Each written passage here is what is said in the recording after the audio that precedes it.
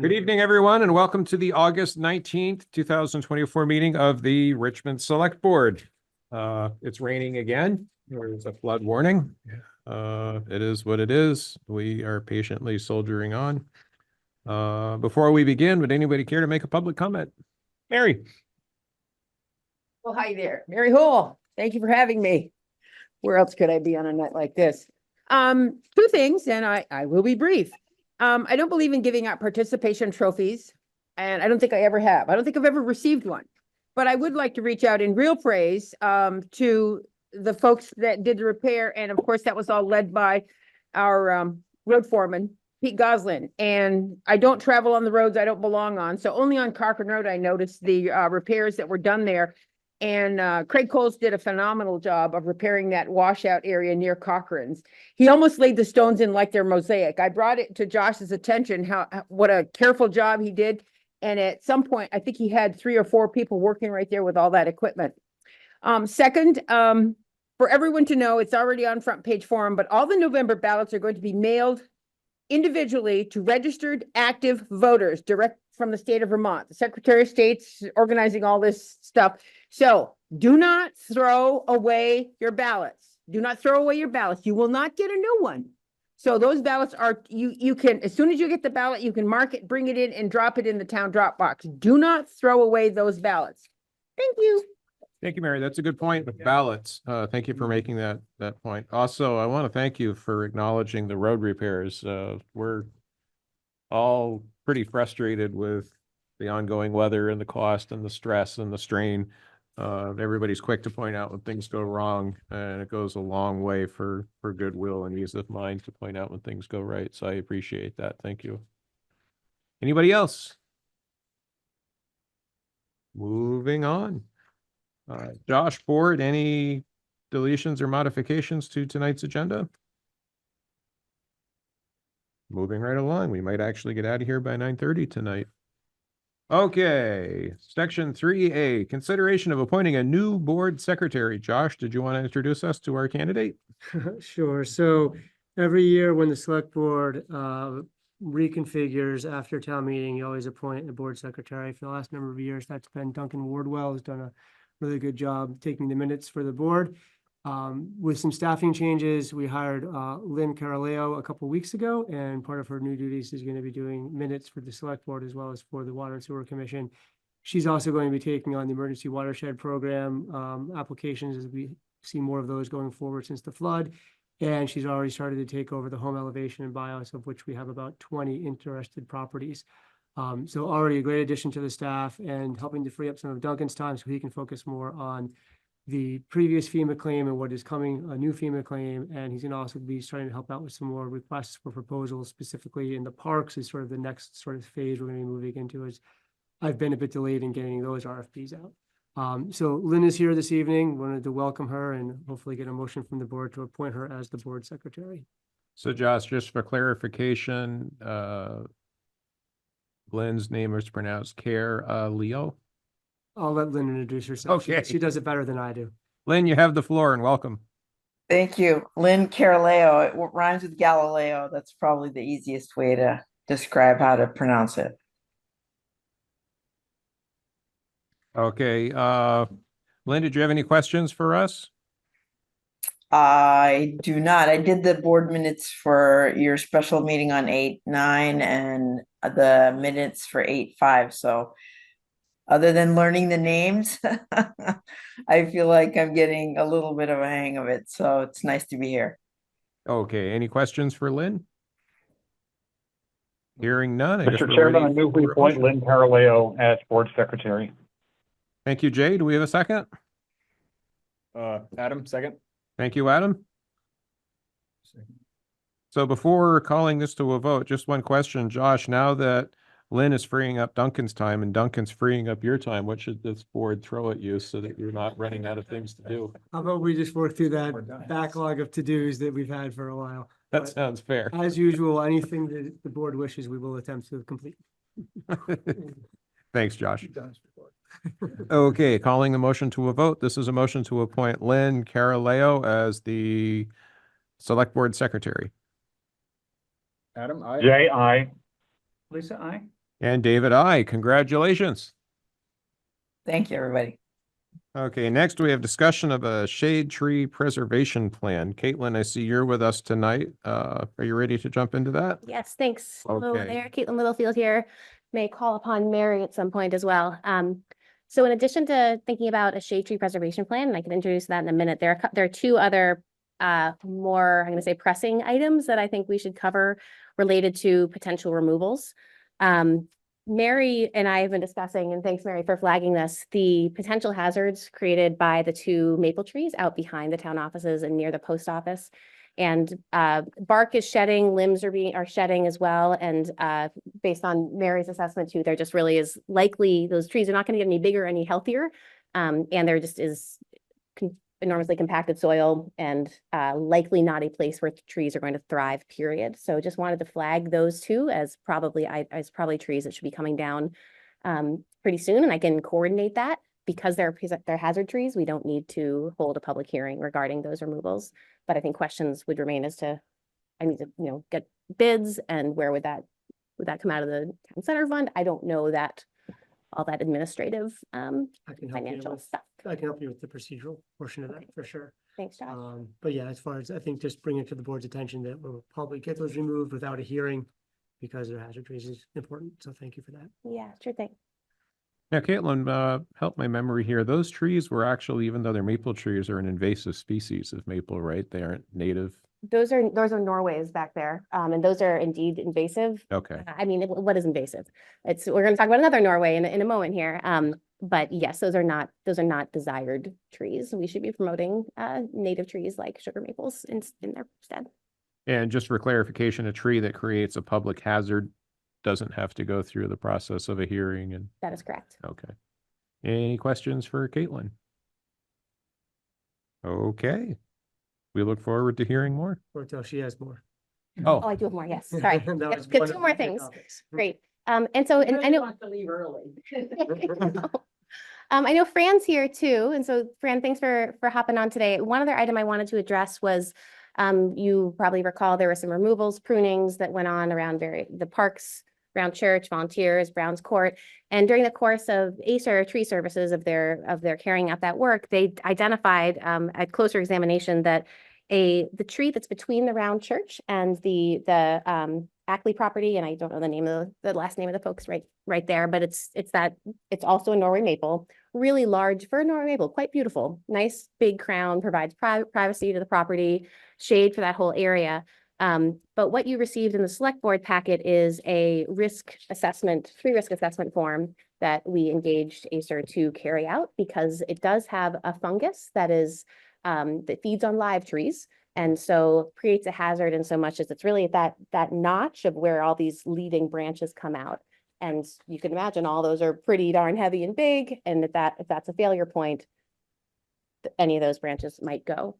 In this risk assessment, they've enumerated those branches. So on the first and second pages, you can see, especially on the second page, the risk categorization, you see each of those tree parts identified in terms of their possible failure, their impact, et cetera.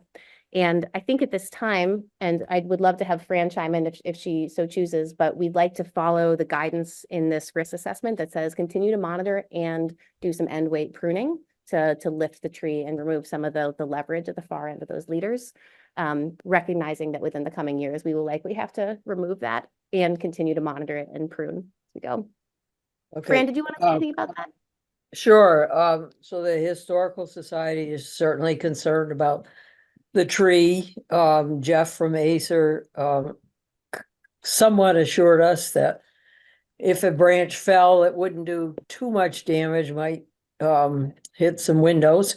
And those windows a lot of them are wavy glass, which is original. So we would be concerned about that. But our main concern, I guess, is if we follow Jeff's advice, is that the town follows through and every year, or at least every 2 years, has the tree assessed and has some pruning done as needed, so that we're not like we had not done in the past. We've kind of ignored trees until they drop branches.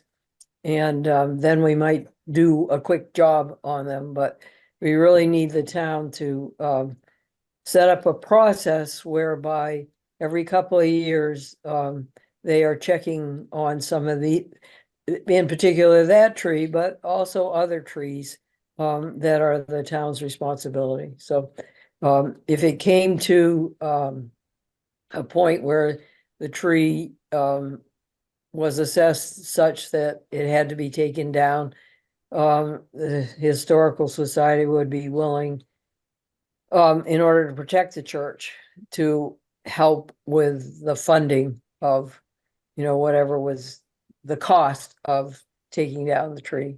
But as I say, we want the town to monitor the tree every couple of years, and we really need the commitment of the town to do that. I'll chime in quickly and anybody else can ask some questions then, to say that what Fran is describing to having the town commit to that does interact with the notion of a shade tree preservation plan and the responsibility that I as a tree warden and future tree wardens might carry. So thanks, Fran. That's a great example of what might inform going into a shade tree preservation plan. I think that's probably all I have to say. So on that Norway maple, what's the next step? Is there like an estimate of funding that we would need to do the next step with that? Yes, I've gotten in touch with Jeff and asked him for a quote. They've been pretty darn busy as of late, as everybody. So haven't heard back yet, but I would hope that we could get that done within the coming months. So that might be a future question from the select board as far as where do you want to fund that from? Previous tree work like this has been from ARPA funds, so that might be a good one to go back to. Mary? Yeah, Mary Hool. I volunteer with Branch Out in Burlington, and I'd be glad to ask them for a couple of sugar maples that we can plant around the round church. You guys are probably going to develop a plan, but in anticipation of sometimes that tree going down, we need to start 20 years ago to put in a new one. So I'll ask Branch Out Burlington to reserve 2 sugar maples for us. If you need more, let me know. It's tough because we want to watch the Democratic National Committee, but there's. Thank you. Yeah, thanks, Mary. I think that should probably interact with, I mean, there are any number of those trees that will probably iteratively have to come down, like the far one in the corner, right at the intersection of Cochrane and Bridge at some point too. And so I think that, yes, planning ahead and getting those inner plantings in. Thank you. Makes sense. Thanks. And the Historical Society, as far as protecting the view of the round church, would certainly want to have a say in where any new trees are planted, especially if you're thinking about that they would be planted on the sort of official round church property. Absolutely. Yeah. Thanks, Fran. So I don't know. I mean, in some ways it would be convenient if we could fold both these 2 removals and the pruning into one contract with Acer, but I guess that's something that procedural, as you said, Yeah, we Josh. can figure it out. Okay. So just awareness, but also wanting everybody to know that we do have a official risk assessment, and we'll move forward with that on this tree. Caitlin, Yes. do we have risk assessments for other trees that haven't been mentioned? Mm. We only get those when we ask for it specifically. Correct. Yes. This is, I think it was, yeah, $100 to have them carried out, $100 for the report. Yeah. So then I may move on then to the shade tree preservation plan, which again interacts with a couple of these items. And I don't know the extent to which you were able to review some of the documents that I sent out to Josh, but in essence, a shade tree preservation plan is optional for a town, but does provide for guidance around how trees that are on public property or within public rights of way, so long as they were planted by the town, or what we might additionally include in a shade tree preservation plan. For example, let's imagine there's or I'll take as an example, the 2 ashes that just came down in front of the dentist's office. So those are in the public right of way. Were those to have been in the shade tree preservation plan, the dentist would have had to come and get prior approval from me as a tree warden to remove those trees. And so there are any number of additional provisions that you can include in a shade tree preservation plan, but it basically is designed to help guide the town in managing removals, plantings, maintenance monitoring, like what we're describing with the Norway maple around the church. But a fear I have is that it can kind of hamstring the town in acting, because if Pete needs to go and remove a tree in the public right of way, then he would technically have to come to me first to get prior authorization if it was a tree that was in the plan. And it would be in the plan by default if the town had planted it. So it's a little, the intent, I think, is really to help protect our canopy and the cultural, aesthetic, and ecological benefits of trees. But I just really wanted to open up the conversation as to whether or not this is something that we should pursue as a town, and I would be the one to develop this. I say yes. There's a lot of things that can be done with it. Managing it is a separate question. And what do you think, Caitlin? I mean, have you had experience with pre-plan for us or anyone to speak with some history? Yeah, sure. Not this type of plan per se, but I did develop the Emerald Ash Borer sort of response plan, and have lots of experience with trees. Yes. I think that this would be, because this would end up, the hesitations I have relate to the responsibility, such as, say, if somebody were to remove a tree, you'd have to we might exact a fine. We'd have a fee schedule, and then we could have gone up to the dentist and said, nope, sorry, shouldn't have done that. You now owe us however much we decide on, and often those fees are structured according to the size of the tree. So that's what gets a little tricky for me. I mean, if we had you can imagine some towns where you have that like beautiful old sugar maple alley where everybody's coming through and it's a cultural attraction, it's for relief people, and we just don't really quite have that in town, such that we don't have like a cultural reason for wanting to protect it. Yeah. And so I can see that could be a reason to really pursue a shade tree preservation plan, but I just don't know the extent to which we have that kind of thing we'd want to put our foot down A on. plan like that could be a basis for planting, maybe over 30 years, but to establish something like that in the kind of medium-term future. Right? It could, except that would likely be in a public right of way, and then you start dealing with private landowners, even the public right of way. Question, is it something that we could start sort of conservatively so that we're not saying every tree's in it, but like we identify like the top 20 trees or something, and then we could add to that over the years if people thought other trees needed to be added. And of course, develop it with Pete so he could say what he thinks. And then if there was a tree in the right of way that was like damaged by a windstorm or was dead or dying, I think those would be exempt from the approval process, right? Because it'd be dead or dying and then you could remove them. I think I would still technically have to be involved based on my reading of Okay. it. But we could have a provision in there that says, Road forming can make it an emergency situation kind of thing. I'm That's a comfortable good with idea. that. It's Yeah. definitely to Meet up if something's really pressing. I mean, I think the only other sort of consideration that I have is just that this is something that I would then, I mean, it calls for, we have any program for the planting of new trees and shrubs, and I totally trust Mary in her planting of trees and shrubs across the board. So I don't want people to be constrained by that. And so I know, for example, that Mary tends to the flowers out front, and those aren't trees, but I don't want there to be a limit on people's ability to beautify our public spaces and require that they say come through the plan and engage me on it necessarily. Mary? Mary Hool, it might be of interest to you, Caitlin, that we've already had a town tree inventory done. Mhm. And this was back when I took the class Stewardship of the Urban Landscape a number of years ago, but it is something that's on file. And we had an arborist, can't remember his last name, his first name was Bill, but he came here, and with a couple of college students, myself and a couple other people, we did the tree inventory of Richmond streets, the Bridge Street, Main Street. I'm not sure how many side streets we did, but that's somewhere in the files already. So you can take a look at it. There's a lot of trees that have been removed since then, but at least that might provide information for you.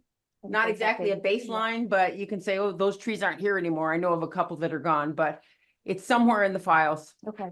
Yeah, thanks, Mary. Well, that what you described too of defining a geographic area and say just doing this for the village and saying, for now, and to your point, Josh, starting small and conservative, could be just for now within the village area and only lands on public lands, trees on public land, you know what I'm saying? And perhaps select ones on private land as well.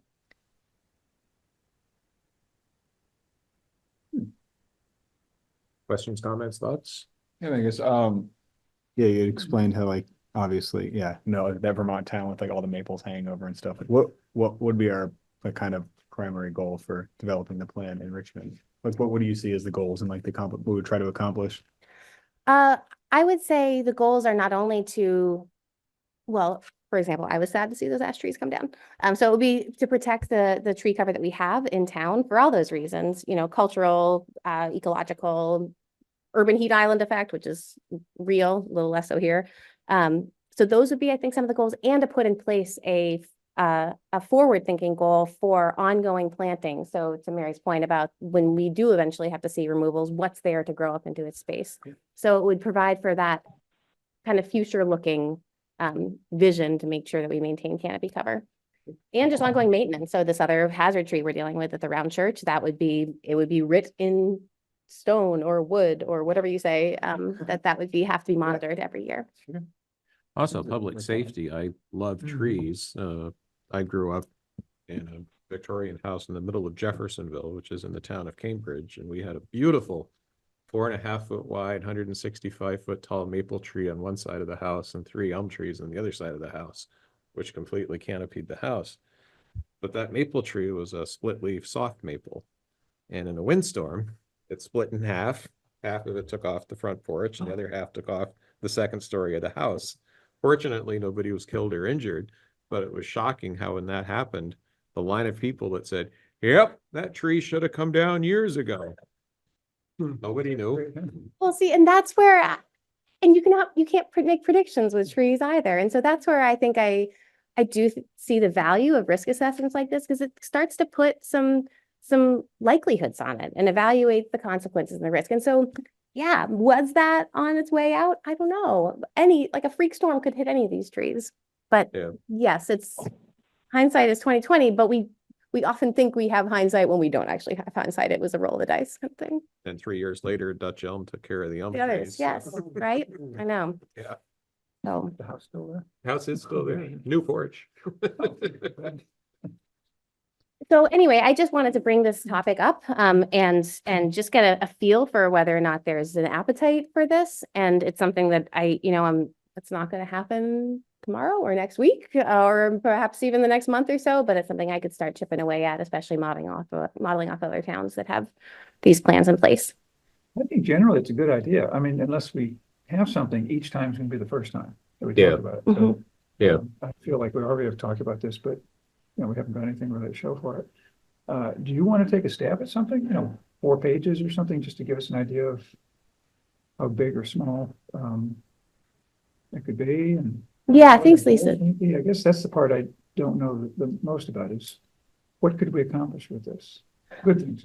Yeah, I mean, it's a program for planting of new trees and shrubs, providing for the maintenance of shade trees, breeding, pruning, protection, determining costs, deciding whether maintenance or removal is required, or hearings are required, and so on, and even more if we wanted to go above and beyond and really make a robust planting schedule, for example.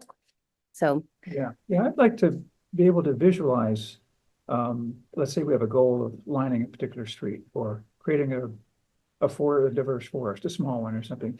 I guess those are things I could visualize. yeah. And maybe where even, so. Yeah, thanks, Lisa. I love those visions. I think that's probably well beyond the scope of what I'd be able to not only draft or also feel comfortable committing to, but at least within the village See, that's what area. And I don't know, so. Yes, that's fair. But I love the vision though. It's great. It's great. But Making yes. Vision's easy, but doing it's not so easy. Yeah.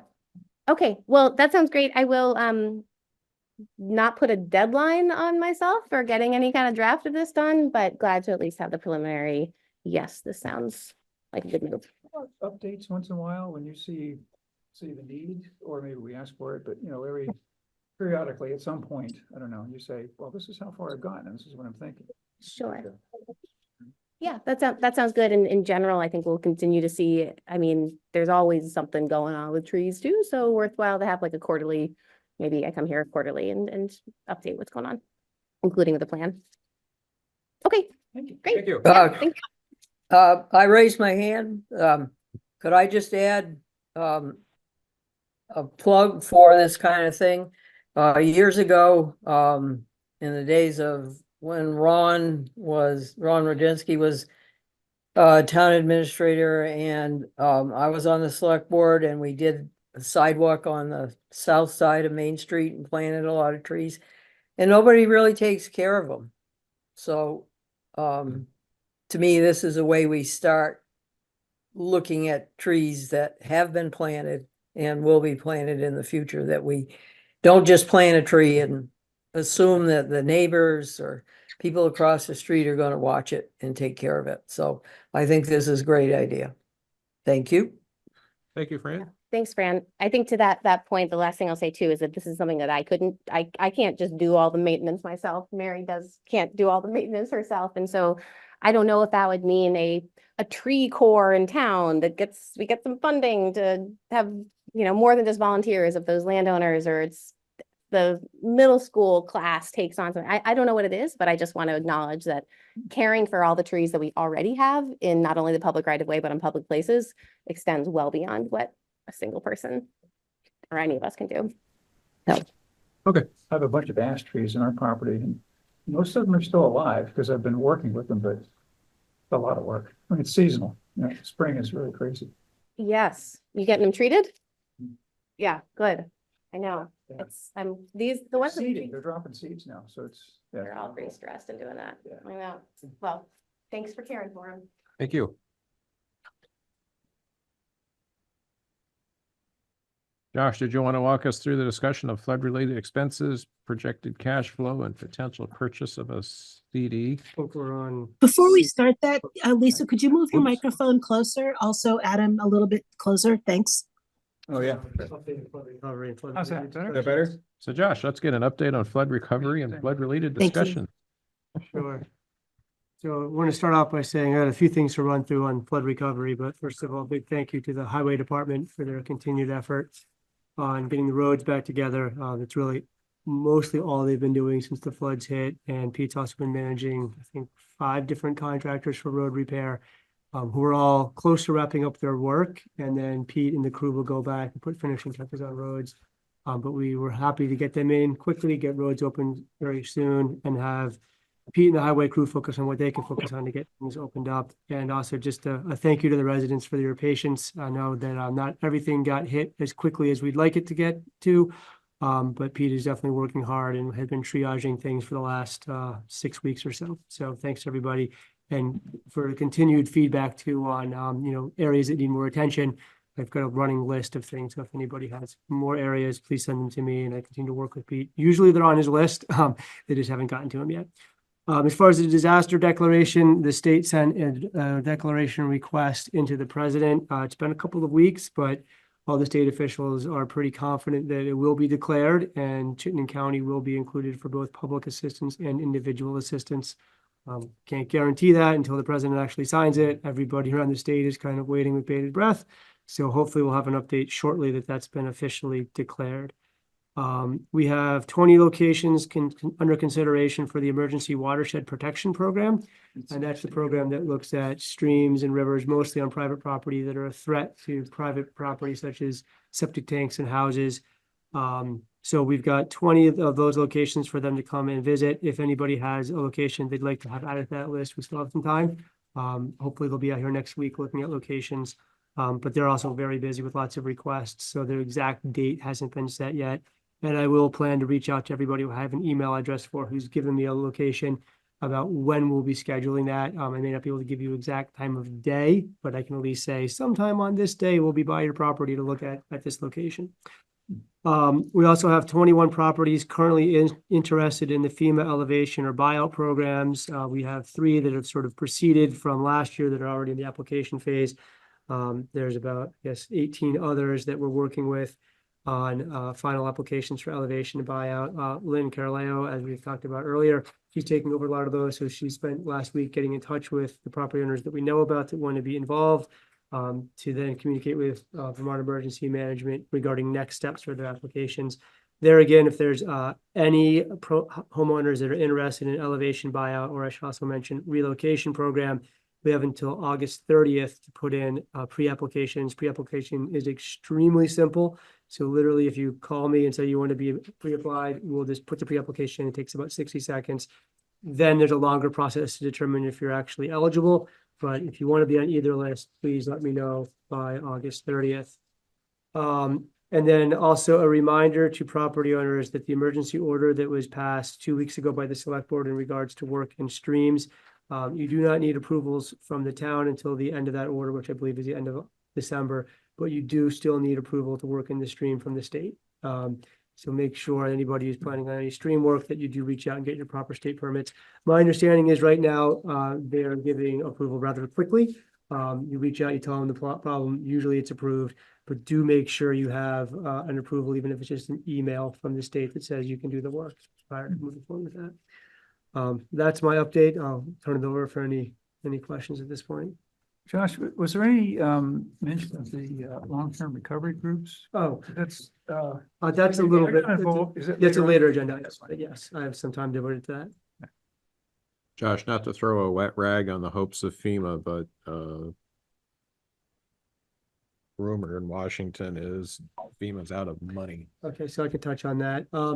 That came out, I think it was in the last week, and basically, I don't know, if their funds are low enough where they're not obligating funds to any projects that are not emergency response measures. So I think that part of it is they're looking how much they have left. They're looking at a hurricane season that's starting to heat up. They want to make sure that if they need to go in there with immediate response, they're able to do that. Yeah. So what that means for a town like Richmond is we still have a claim from 2023. They've obligated some money, which we'll get to as we get to the cash flow. That money will be coming to the town within 4 to 6 weeks in some cases. But we have a number of other projects. So they take each disaster. We have like 20 different disaster sites that are broken up under one claim. So we finalized a few obligated. We'll get money on those. The other ones, the process is that, we put together our information. We give it to our FEMA rep. He asks some questions and he submits it to his higher ups. It goes through a level of questions and answers and feedback. We're going to continue to fill that funnel, and FEMA will continue to provide feedback to us on that basically until the point of obligation. So hopefully we'll have a number of these projects teed up, ready to go. When they release the funds, they'll just start obligating and sending us funds. So it does put a bit of a pause though in when we'll actually receive money. I've asked for an update on when they feel like we might get that freeze lifted, and there's no real idea of exactly when that'll happen. It sounds like, again, it kind of goes back to Congress for them to allocate more money to FEMA. Yep. And that can be a waiting game. Yeah. Caroleo Bounty. Just a couple of questions on your updates. The elevations versus the buyouts, there's a big difference for the town of Richmond and what that impact is. Do we have a true count on what's an elevation request and what's a buyout request? How many true buyouts are we potentially looking at? I have that data. I can look at it and bring it to the next meeting. If you can update us on that, and a map, if you can highlight parcels on a map of what are buyouts versus elevations or potential relocations, because the buyouts are going to be property that the town will own. Mm-hmm. And so the town has to talk about how they will maintain it, what they will do with it, how, if it's a lot in the middle of a, if somebody on Esplanade wants to have the buyout, if it's one lot and a bunch of neighbors, then maybe it's including that mowing of that property as part of the park. And if that property is now up out of the floodway, it could have the potential for small structures put on it that would be park structures. So if you could get a couple of houses in a row that wanted to be bought out, that would be an improvement for the park potentially, because the floodwaters in the flood plain aren't the same thing as the floodway. So just long-term planning thought process. What does it mean and how is it maintained? Because as you know, you have one buyout property now that the highway department is using wonderfully. They're doing a great job with that parcel, and it has become very beneficial for them. That was one question. That would be very helpful. The other thing is, I think it's important to realize that with the emergency order of the governor and the emergency order of the select board, there is a difference between repairing a stream bank that has been blown out by floodwaters and filling the floodplain. Mhm. There's a difference. And I think right now you have some properties that are filling the floodplain, which you will have to deal with going forward, because yes, you're allowed to protect your property, such as your structure, but you are not allowed to completely fill the floodplain to prevent the property from ever flooding in the future, because you're just sending flood waters to your neighboring properties. So when I said protect your home, if you had to build a berm around it temporarily, it's important for people to realize they have to fix the stream bank and not leave berms around their structures permanently. I just wanted to make sure, I want people to protect their properties, but there's long-term impacts if we aren't monitoring that. Thank you. I really appreciate the update, and I appreciate everybody's efforts and what's going on and helping people as much as possible. And I think it's wonderful that more people in Richmond are going to be able to take advantage of potential programs. Thank you, Kara. So now let's talk about flood-related expenses, projected cash flow, and a potential purchase of a certificate of deposit. All right, so overall, I think we're feeling a little bit better about cash flow. Kind of cut to the bottom line here. When we first looked at cash flow in the first meeting or two after the flood, we were projecting a year-end balance of zero. So like no unassigned or restricted funds, or maybe we were like $1,000 under once we factored in or factored out reserve funds. We've had a few changes since then, so I'll kind of run through a few of those right now. We looked at the cash flow. We added in $132,000 expense for the chassis for a fire truck, which is now due in FY25. We changed the estimated cost of the 2024 flood from 2 million to 1.5 million. Pete's initial estimate was up near 2 million. But as I've mentioned, we've got through most of the contracted work. So he was able to kind of look at that, get a better projection of what he thought that would be for contractor expenses as well as materials. So we're looking closer to 1.5 million. That number does not include highway wages, which is reimbursable by FEMA down the line. But that's sort of the real hard cost that we didn't budget on. We did budget for highway wages. We just didn't budget for them to be doing flood repair work. We budgeted them for doing the regular work plan. That 1.5 million does include the break on Hillview Road. As you recall, Pete talked about that a bit at the last meeting. There's quite a significant sized culvert there that was washed out. It actually had some concrete bridge abutments on either side, but as Pete looked at it more, it was really a large culvert filled in and placed with the roadway on top of it. It was actually not a bridge at the time of the washout.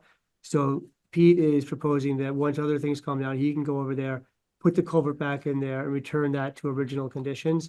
We will still look to upgrade that to a bridge, but there's a couple of different programs. There's a FEMA mitigation program that might be able to help pay for, I think they pay out about 75%. There's also a hazard mitigation grant program, which right now is at 100% funding. We'll put that on the list for that program as well. So again, like Pete said, to do that as a bridge could be $1 million project, but I think we can look at that more as a long-term solution and mitigation rather than an immediate response to get that road back open here shortly, hopefully before winter. We did add in a reimbursement from FEMA for the 2023 storm.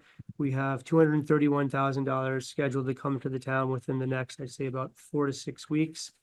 We should get those by end of September, October.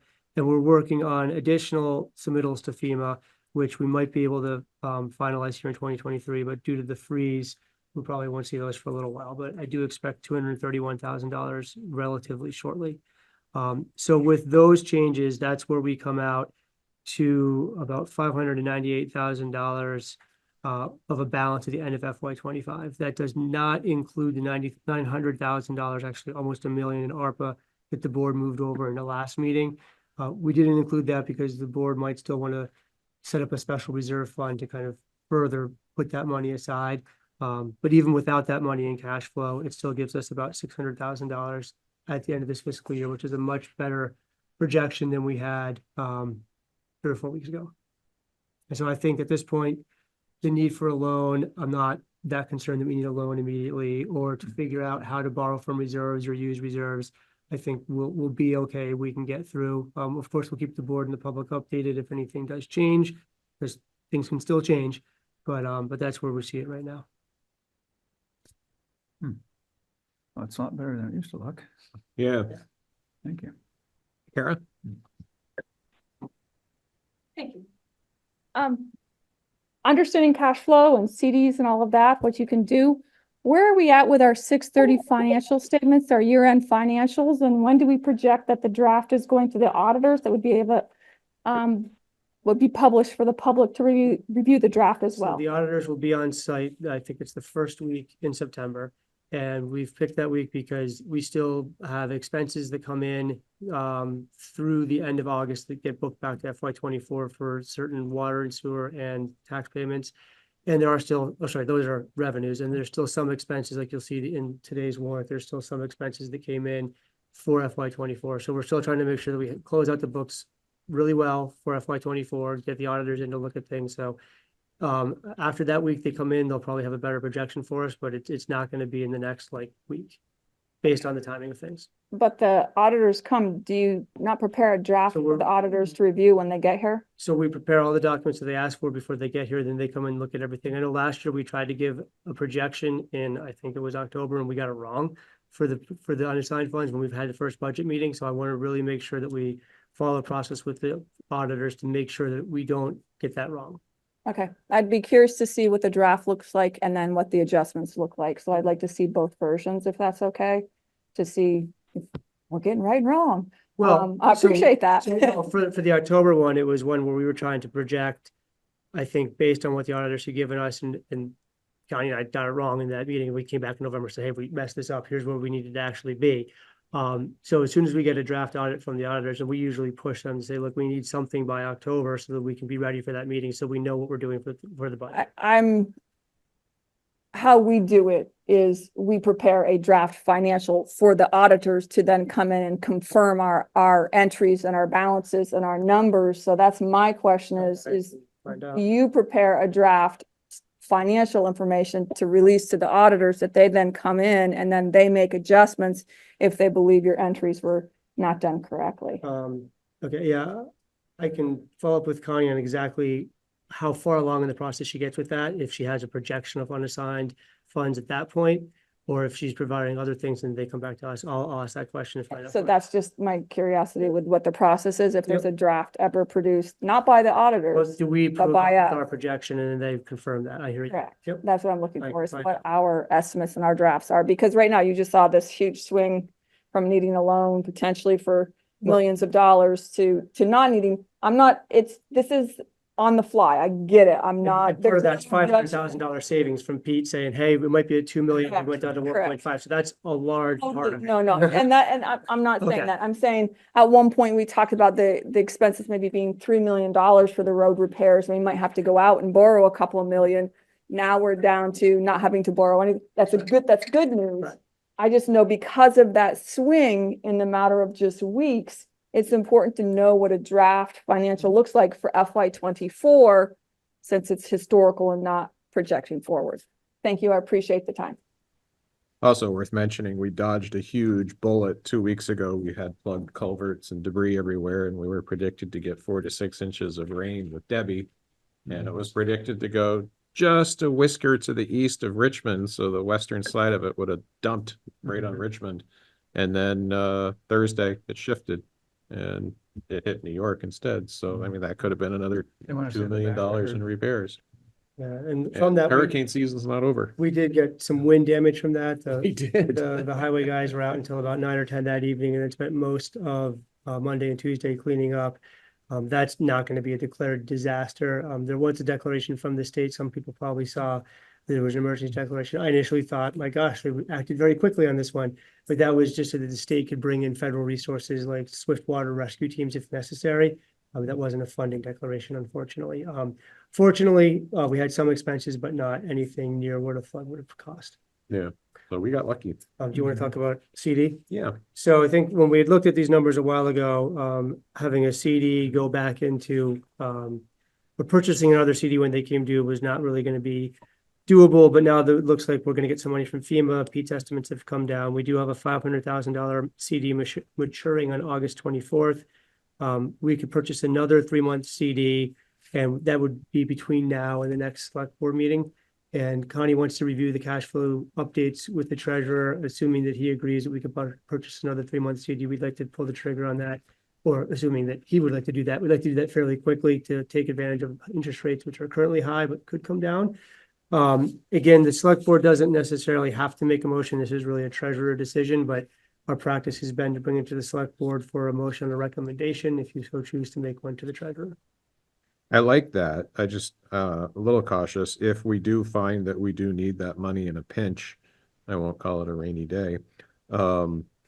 What's the penalty for early withdrawal? Is it just giving up interest? Would we suffer Yeah, a penalty? that's a good question. It goes first. I got my notice today. There you go. And I know there was a few that had no penalty on them. I don't know if this one is a no penalty one. We have others that I think we currently have that have no penalty. Yeah, I mean, I think we should certainly take advantage of the market and reinvest that while we can. I'm just nervous about the potential I mean, loss. The other thing to think about, just sort of like an in fiscal year cash flow, we've got $3 million in reserve funds that, does sort of float, it could float as. Hold us for 3 months. I mean, if we would essentially have that as cash flow, we'd get paid back by the end of the fiscal year, we wouldn't have to take an official loan. But if we were down 1 week by $100,000 outside of the reserves, I think we'd be on that. Okay. What's the rate of return on the reserves compared to your CDs? So the reserves, part of the money we put in the CDs is from the reserves. So we Yeah. have, I think we have $1 million and two $500,000 CDs right now, I think. So it's about $2 million. And of that, I mean, some of that is the reserve fund money in the CD. I get 5%. Yeah, I forget, I don't have all the numbers written down, but we were at, I think, 4% for the last couple that we've gotten. I want Mary's bank. Well, Mary, okay. It's interesting. My 1-year CD paid at a higher rate than the 18-month, Yeah. which didn't make any sense to me. Crystal ball readers. Right. Yeah. Projecting that interest rates will go down over 18 months probably. But I don't know. As Jerome opens his mouth, Yeah, I think, checks their meeting this week. Okay. and yeah. people are listening. Yeah. So the memo has a motion. Did you want to just defer that to? I mean, this isn't a real, this motion doesn't accomplish anything, does it? I move to suggest. Yeah, No, so it doesn't really. I trust Jim to do his job, that statutorily he doesn't need the motion, like kind of inclined that we don't make the motion that is unnecessary. And Yeah. kind of go with his The professional. will of the opinion. board. It's okay. Yeah, I agree. I think Jim should, Yeah. The will of Do the it. board is proceed. being more qualified to make the decision than I am. If he needs Do what's something, needed. tell us. Okay. So next is consideration of approving the subrecipient agreement with the state of Vermont for reimbursement of expenses related to the July 2023 flooding. So this is really the grant agreement. So the way it works is, as I talked about, we put in our expenses, we work with our FEMA representatives, we answer all their questions and they obligate the money. The money actually comes from the federal account to the state, and then the state actually makes the payment to each individual town. So this is the agreement with the state to say that, yes, we will follow the guidelines and the rules related to receiving FEMA money. So they need an official signature on that. So ask for the board to approve that and nominate me or name me as a designated representative so that I can check the boxes to say that we will comply and sign the paperwork and get it back to them. I did provide a bit of an obligation overview. So right now from the 2023 storm, we have $304,000 in total reimbursable costs.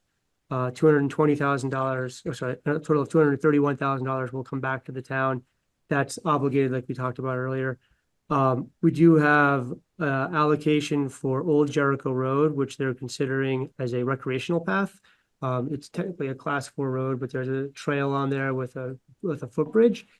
So usually they don't cover class 4 roads, but because there's a rec path on there, they decided they would cover it. So they've obligated that at a project cost of $182,000, which would give us $136,000 to then go and repair that trail. I wasn't counting that in the 231 because we haven't done any of that work yet. We were kind of waiting for a decision from FEMA. If that ends up being over the 182, we can go back to them and request more. But I know that the Trails Committee is looking forward to hiring an engineer and getting that project going towards design, because it does need some design, especially for the bridge, and then towards construction. But I'll work with them separately, and then we'll have to figure out the match, which could be conservation reserve funds, because there could be some money to go toward that. That could be a conversation as we come back for going out to bid for that. And then water and sewer is going to get back about $30,000 for the repair of the sewer line underneath the bridge from the last storm. But I didn't include that in the cash flow for the town side either, but those are just a couple other notes. And then we will be finalizing more projects with FEMA here over the next couple of weeks. It's actually moving fairly well. We have a really good representative right now, and Duncan's done a great job working with Pete and the rep to get that in. But again, with the spending freeze from FEMA, we don't expect to see those funds for a while, but at least we've got some money coming our way. Thanks, Josh. So next we have consideration. You gotta make a motion, please.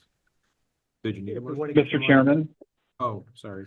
Mr. Chairman, I move to approve the subrecipient agreement with the state of Vermont for reimbursement of expenses related to the July 2023 flooding, and to appoint town manager Josh Arneson as the designated representative. Thank you, Jade. We have a second. Lisa, I'll second. Thank you, Lisa. So the motion is to approve the subrecipient agreement with the state of Vermont for reimbursement of expenses related to the July 2023 flooding, and to appoint town manager Josh Arneson as the designated representative. Calling the motion to a vote, please identify yourself and signify your vote. Jay, aye. Adam, I. Lisa, I. David, aye. Motion carries. Thank you. Sorry about that. I got ahead of myself. That's good. So next is consideration of approval of submitting an application for the Municipal Energy Resilience Program for energy efficiency improvements to the town center. I'll turn that over to Jeff Forward, who's been a lot closer to these projects than I have, and probably speak better to it than I can, for sure. Evening. Good evening, Jeff. It's a good day when there is water on Bridge Street, We came close today. or at least yet. Yeah. My name is Jeff Forward. I'm the town energy coordinator and, former chair of the town center committee. The Municipal Energy Resilience Program is a program that was set up by the state with their ARPA money. Some of the money they received during the pandemic relief money that came to the state. They've got quite a bit of money for this particular program. It's specifically dedicated to municipalities for energy efficiency and renewables work on municipal buildings. They have something on the order of $35–40 million allocated for this program. They are prioritizing energy burdened communities, which are defined as the median income, a certain percentage of money spent on energy per household for the median income is below a certain level. And we do not hit that. Richmond is not an energy burdened community per se, by that definition. So we aren't a prioritized community in the sense of receiving this grant. However, they've got a lot of money. A lot of the communities that are energy burdened are smaller. That would the maximum grant amount is $500,000. You'd have a hard time spending that in Bolton, for example. Even if you got it. The first step in the process was to get an energy audit, which we did last month, I think at the end of last month, something like that. That report will be, we should get it by the end of this month, early next. And with that, we can apply for up to $500,000 for energy efficiency and renewables work on this building. We don't know what we would be applying for exactly until we get that audit. But the Regional Planning Commission, who's the local contact for the state on this program, is recommending that we approve, we authorize the town manager to apply for this grant because they expect the turnaround time to be very quick, and it might be in between meetings. So I don't know if you have a motion in the packet, but I do. the recommendation would be to authorize the town manager to apply for up to $500,000 from the Municipal Energy Resilience Program for this grant. And if we get it, then you have another decision to make. And of course, if we apply, we would bring the full grant back to the board to show what we applied for. Questions, comments? So just like mechanically speaking, this would be just to apply for the grant and then we would figure out, we would figure out, you and Josh would coordinate to figure out how we're going to spend that or what we're going to apply for, or is it going to be just to apply to get money and then we would figure out how to spend it once we get the money? How does that work? Or is that unclear still? It's still unclear. Well, as it seems far like as- we would get the report. The report We'll would get the say, report. you should do this project for $200,000, and then we would put together the application for that project. It'll be a bit challenging trying to figure out, like when when the previous committee, the town center committee went through this, it's kind of like, where do you stop? You do this and do you need to do that? We can apply for 3 of these grants? Is that what you're saying? Yeah. Oh, wait. Or Keep them coming, yeah. And I think just procedurally, and this might be what you're going to ask about as far as should this go through the town center committee before it comes to the select board? I think that this got started months ago with the previous town center committee and previous select board. And Jeff, I think, just sort of like kept running with it as things changed with the committee and the select board. So I think, going forward, these things should certainly go to the town center committee for a review of like, okay, this is a project, because I know the committee is working on a lot of other recommendations and trying to boil down sort of where do we leave off? What should we go with? So I think procedurally, we need to do some better work to like make sure that we're like, okay, keeping the town center committee on that level of how does that fit into what they're seeing overall, and then comes to select board. But I can see where this one sort of got outside of that process, and I'll take a little bit of blame for that, because I wasn't like, oh, we should put it right back to town center committee. I think as things moved, because usually it was Jeff on both committees, so he was really good about keeping them keeping them both updated. So I think any application report would certainly go to the town center committee that we get. And then I think we need to put an application in relatively quickly if that comes in between meetings. Obviously, if the grant application deadline isn't until, say, end of September, and we have time to come back to the select board, we certainly would do that. We just want to make sure that there's the ability to put in a grant application if time is of the essence. To be clear, the state agency that is administering this program is Buildings and General Services. They have never administered a grant program before. Yeah. Okay, so funny thing, so they don't really know how to do it, really. So they've had this charge now for since the end of, not this past legislative session, but the one before. And they have taken, the application is still not done. They haven't even created or released the application yet. The deadline for the ARPA money, as you may recall, is the end of 2024. Yeah. For for allocating, they're really pushing the deadline here. So there wasn't really something to come to you with, I mean, and there, it's still not clear what we would be applying the money towards. Yeah, so I guess that's my only concern. I don't have any problem with Jeff applying for it. I think it's great that you're applying for this and getting money. Just that when we go to, I guess my only concern would be they were locked in like a specific project, in that project, and then the broader vision for this building aren't necessary. It's not the best use of funds and all that. So I think that's where the coordination needs to happen. I agree. That's my only concern. I mean, we could spend $500,000 and have it not go as far as it potentially could have, just because we don't coordinate. So I think a good way to kind of deal with both the communication issues and the timeline is, once we get the report, that goes to the committee so that they can review the report as well. And then we develop and then we develop an application within the time frame. If there's time to go to the committee and the select board for the application deadline, absolutely. I think we should do that. Otherwise, I think we need to throw something in based on the report as quickly as we can to meet it. And then if, both the committee and the select board look at that application and say, it doesn't really fit, we can withdraw the application. Even if we get the award, we can say, sorry, but we have to turn it down because it doesn't fit into our overall. I'd hate to do that, but I'd rather do that than not apply for something that we really wanted. Better shot than a zero. So I mean, and because certainly there's match opportunities we have to figure out. I mean, we'll get the energy audit and have some amount of time to review that and determine how we're gonna They have apply for this, right? It might not, been very encouraging on that, but oh, really? Okay, so but, it might you know, not I be mean, a month to review, but we might have days Mhm. to days, yeah. coordinate for, if it, depending how the timelines all work out, we're like a couple members of the committee, we can all coordinate and Yeah. figure out and make sure that we're not wasting an application and. Yeah, for example, you wouldn't want to, you know, if you're going to do a renovation, you don't want to do weatherization.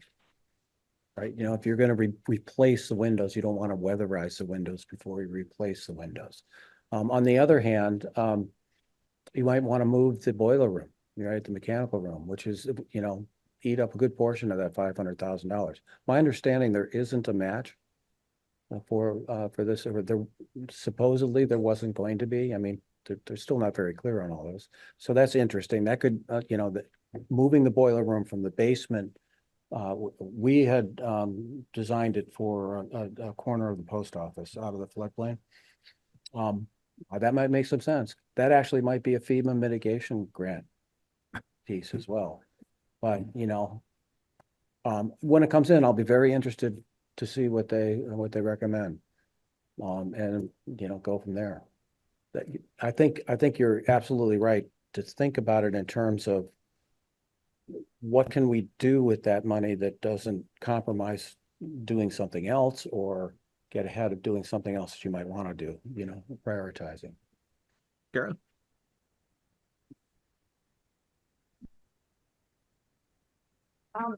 So what I'm hearing right now is there's not a deadline for this application. There isn't even an application that's been established yet for us to complete. That's not exactly correct. So I'm just repeating what I have heard, so. so the Regional Planning Commission has suggested that the application should be done middle of August.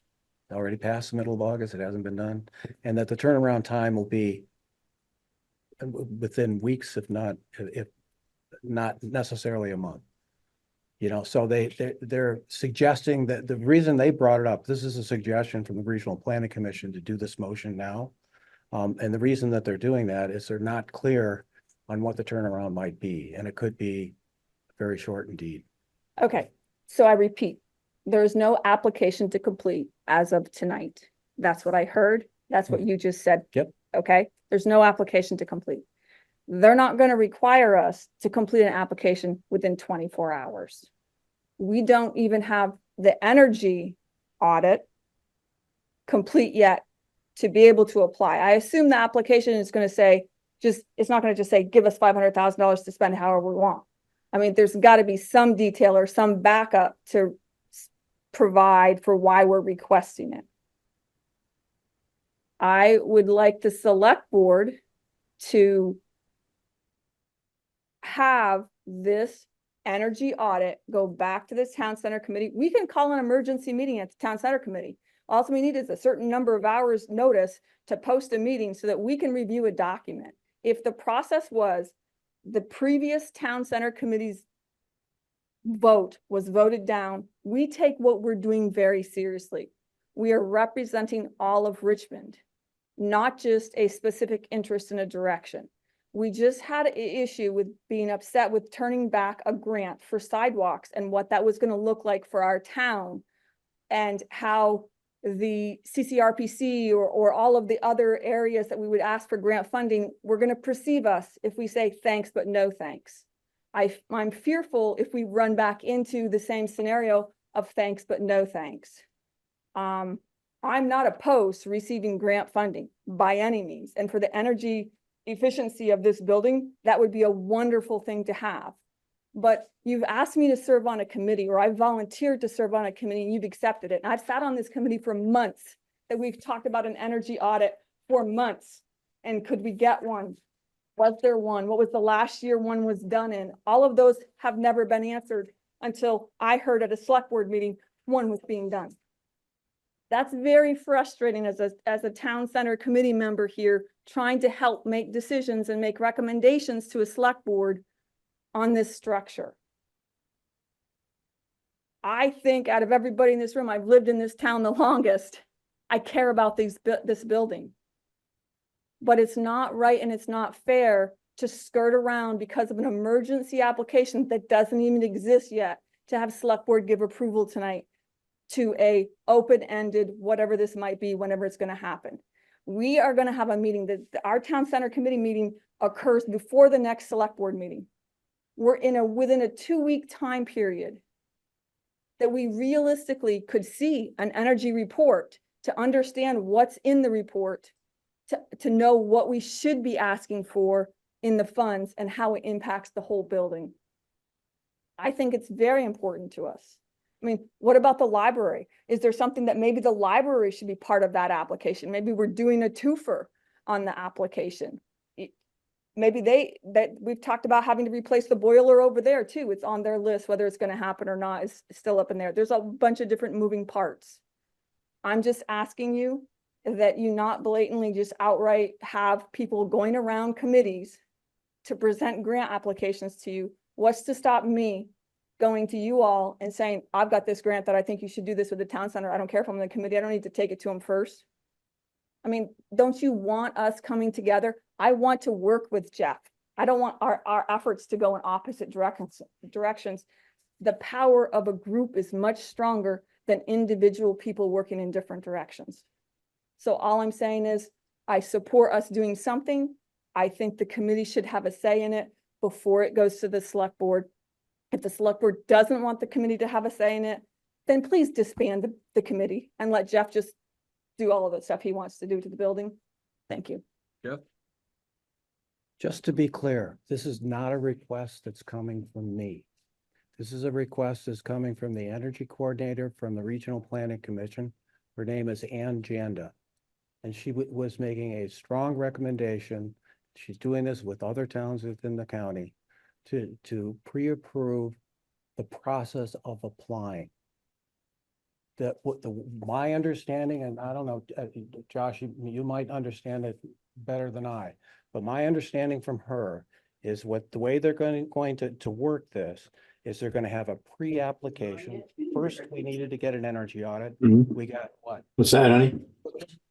We got a week's notice before they came to do the energy audits. It had been on the docket for months, and they gave us a week's notice. That was a requirement in order to apply for this grant. There'll be a pre-application process that they'll weed through, and then there'll be an application process with specifics of what the money that we would be applying for. All I'm doing, I'm not bringing this to you blind, and it's my idea. I'm representing this from the Regional Planning Commission and Janda. So I'm not trying to go around the committee. I really am not. All I'm doing is I'm representing, and Josh, you've gotten all of the emails from Ann Janda as well. I mean, they basically gave us you better hurry up because this might come quick. Like, there is no official application or deadline, but they gave us it could just go rapidly. So, I mean, hopefully that's not the case, but that was their advice. That was their advice. Try to get things teed up so you can get an application in. I think Kara's got a reasonable request. As soon as we get the report, we can send it to the committee. They can have a chance to review it. And if you wanted to call a special meeting, I think it would be fine to. Is there a way we can, It might even be that you could say after review of the committee, we submit the application if there's not time to come back. yeah, I was gonna say, is there a way that we can do the select board portion of it now and just have the understanding that the town center committee would call a special meeting to review this? I think you could give approval to submit the application. I think our concern is not that I think the town center committee is probably gonna be a little more nimble in that situation for us to review it. We can all review it independently and call a special meeting in 24 hours. And I don't know what the notification time is, but I mean, I think if there's a deadline if there's a finite deadline, there's a reason we could call them. Yeah, it's a 24-hour deadline for a special meeting. And if the board said we approve submittal of this, if it's not time for a regular meeting, the select board, assuming that the town center committee also signs off on the application, and then you have a reasonable confidence it's been reviewed by another committee, comes back to the board, hey, we submitted it, here's what we submitted. And that could be a process that gets it reviewed. You know, realistically, whatever grant we get is going to apply to this building the way it is, because it's not going to be modified anytime soon. I think that's just the way time works. Right. So we know it's a known quantity more or less. If it's audited, then that's what we have. And we work with that. Barry? Right, yeah, Mary Hool, thank you. It just seems to me that it might be a little better use of time and energy if this was at least sent along to the committee before it was presented to the select board. If the town center committee is just learning about it by the agenda, that's, kind of not good. Thank you. That would make it a lot more orderly. I mean, that's the way it ought to work. Yeah, and I think, again, part of that, I'll take some blame for not passing that along to the committee. I mean, we passed a lot of documents along to the committee. This one I know was one in process that we were waiting on. When are they gonna do the audit? When are they gonna do the audit? I didn't honestly pay a ton of attention to it because it was just kind of in the background, waiting for them to like get to us. And then now all of a sudden, it seems like it's a hurry up. Hindsight, yeah, we should have told the committee when we handed over, hey, there's also this MERP thing coming down the pipe, but I honestly forgot to mention it. I wasn't trying to conceal anything. I just, in the turnover of everything from the architects, forgot Seems like that, the- oh yeah, we had The momentum that they had shifted quickly and now. Yeah, I mean, we gave you the architect review, all the documents that they had, and I honestly forgot that we had the MERP kind of still coming. So, apologies for that. Wasn't any intent there.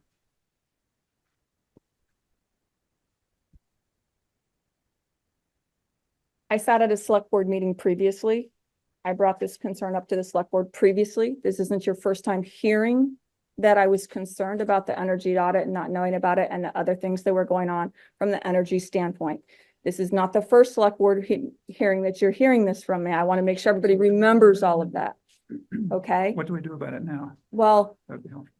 the fact that we have now put it on the agenda as yet another item when the town center committee already had a meeting in between these two select board meetings. We could have talked about this. We could have been prepared for this. It's feeling like I'm not being heard. And so I'm now speaking and being heard. Whether you're listening, I can't control that. Josh was out on vacation. I understand that it could have been dropped, but now it's another emergency. Here, if you go one step farther, what would you recommend? I'd like to hear that. What would I recommend? I recommend that if you make a motion as a select board, you put it contingent upon having the town center committee sign off from the application. And I just want to clarify one thing, like, even if it gone to the committee at your last meeting, the update would be, we're waiting on a report.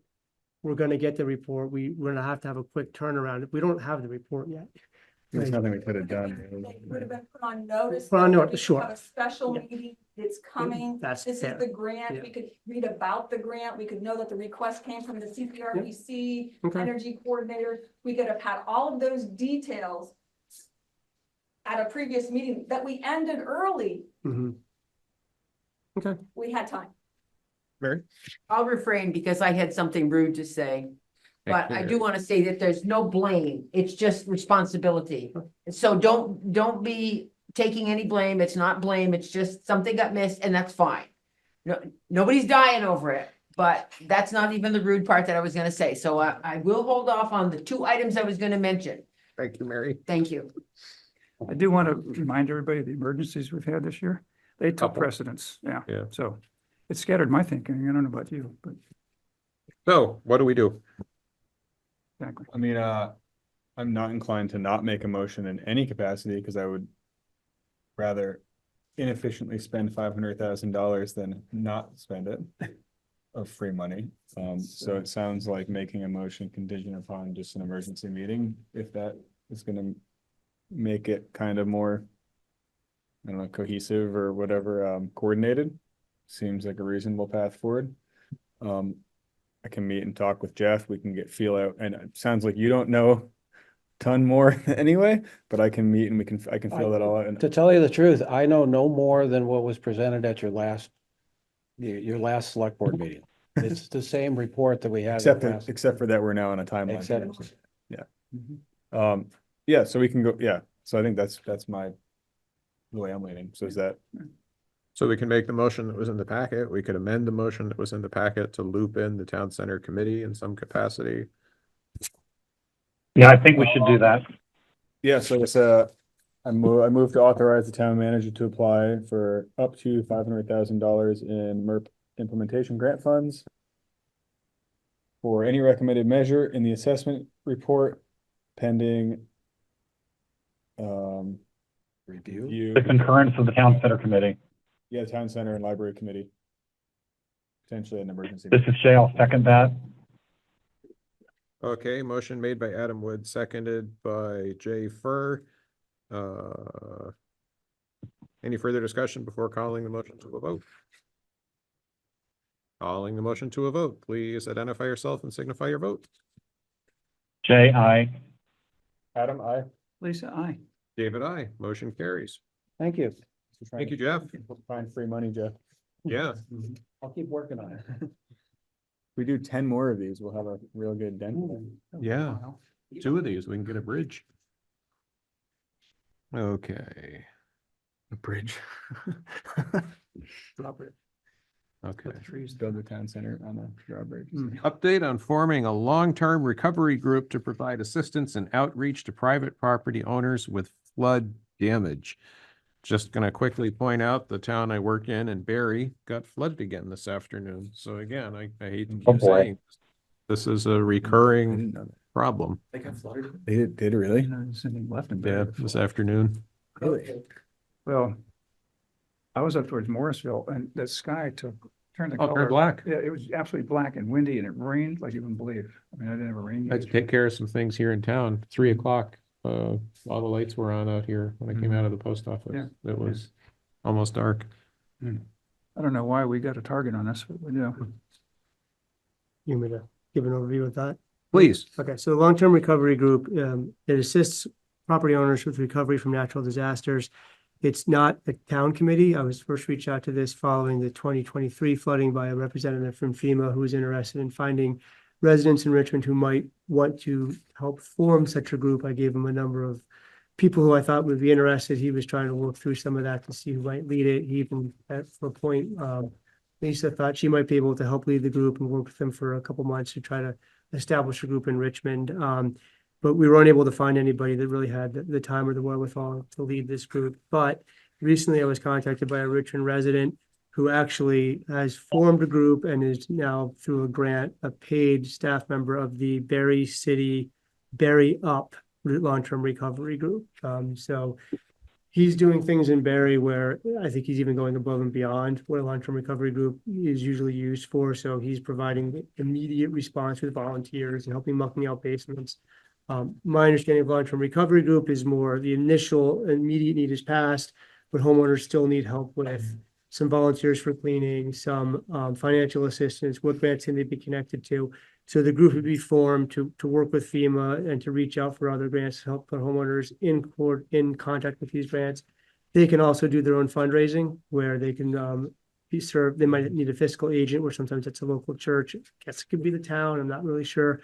Or they can do their own 501c3, which is what Barry Up has done. So they can raise money and then they have a process by which to distribute that money.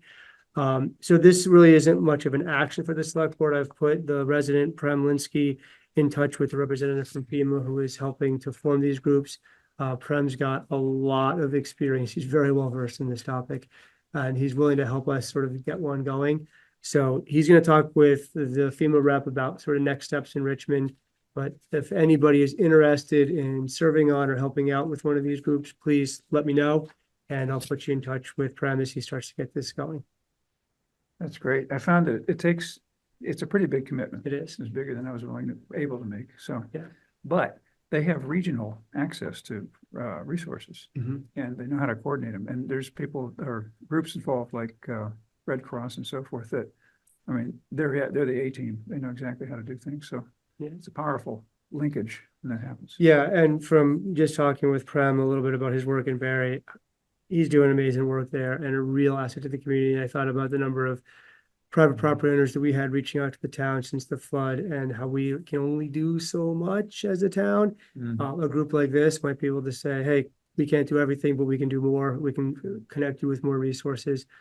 So I think it's a real good asset and hopefully Prem can help us get that off the ground. I mean, he seems a bit stretched thin with what he's doing over in Barry right now, but he did reach out saying he can hopefully help.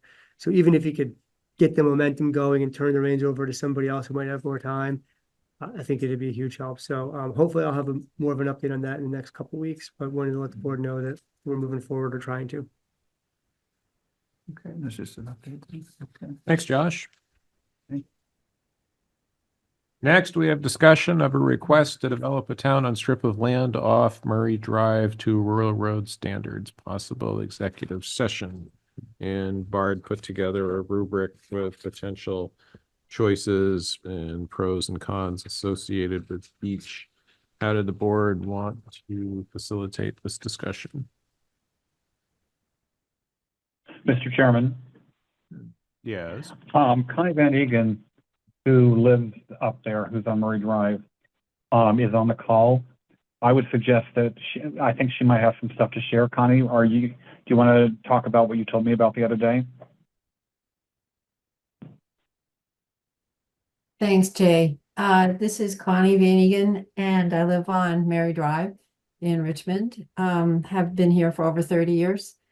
And I know there are other members of the neighborhood who are interested in this conversation, and I don't mean to speak for them, but I have been speaking to them. And the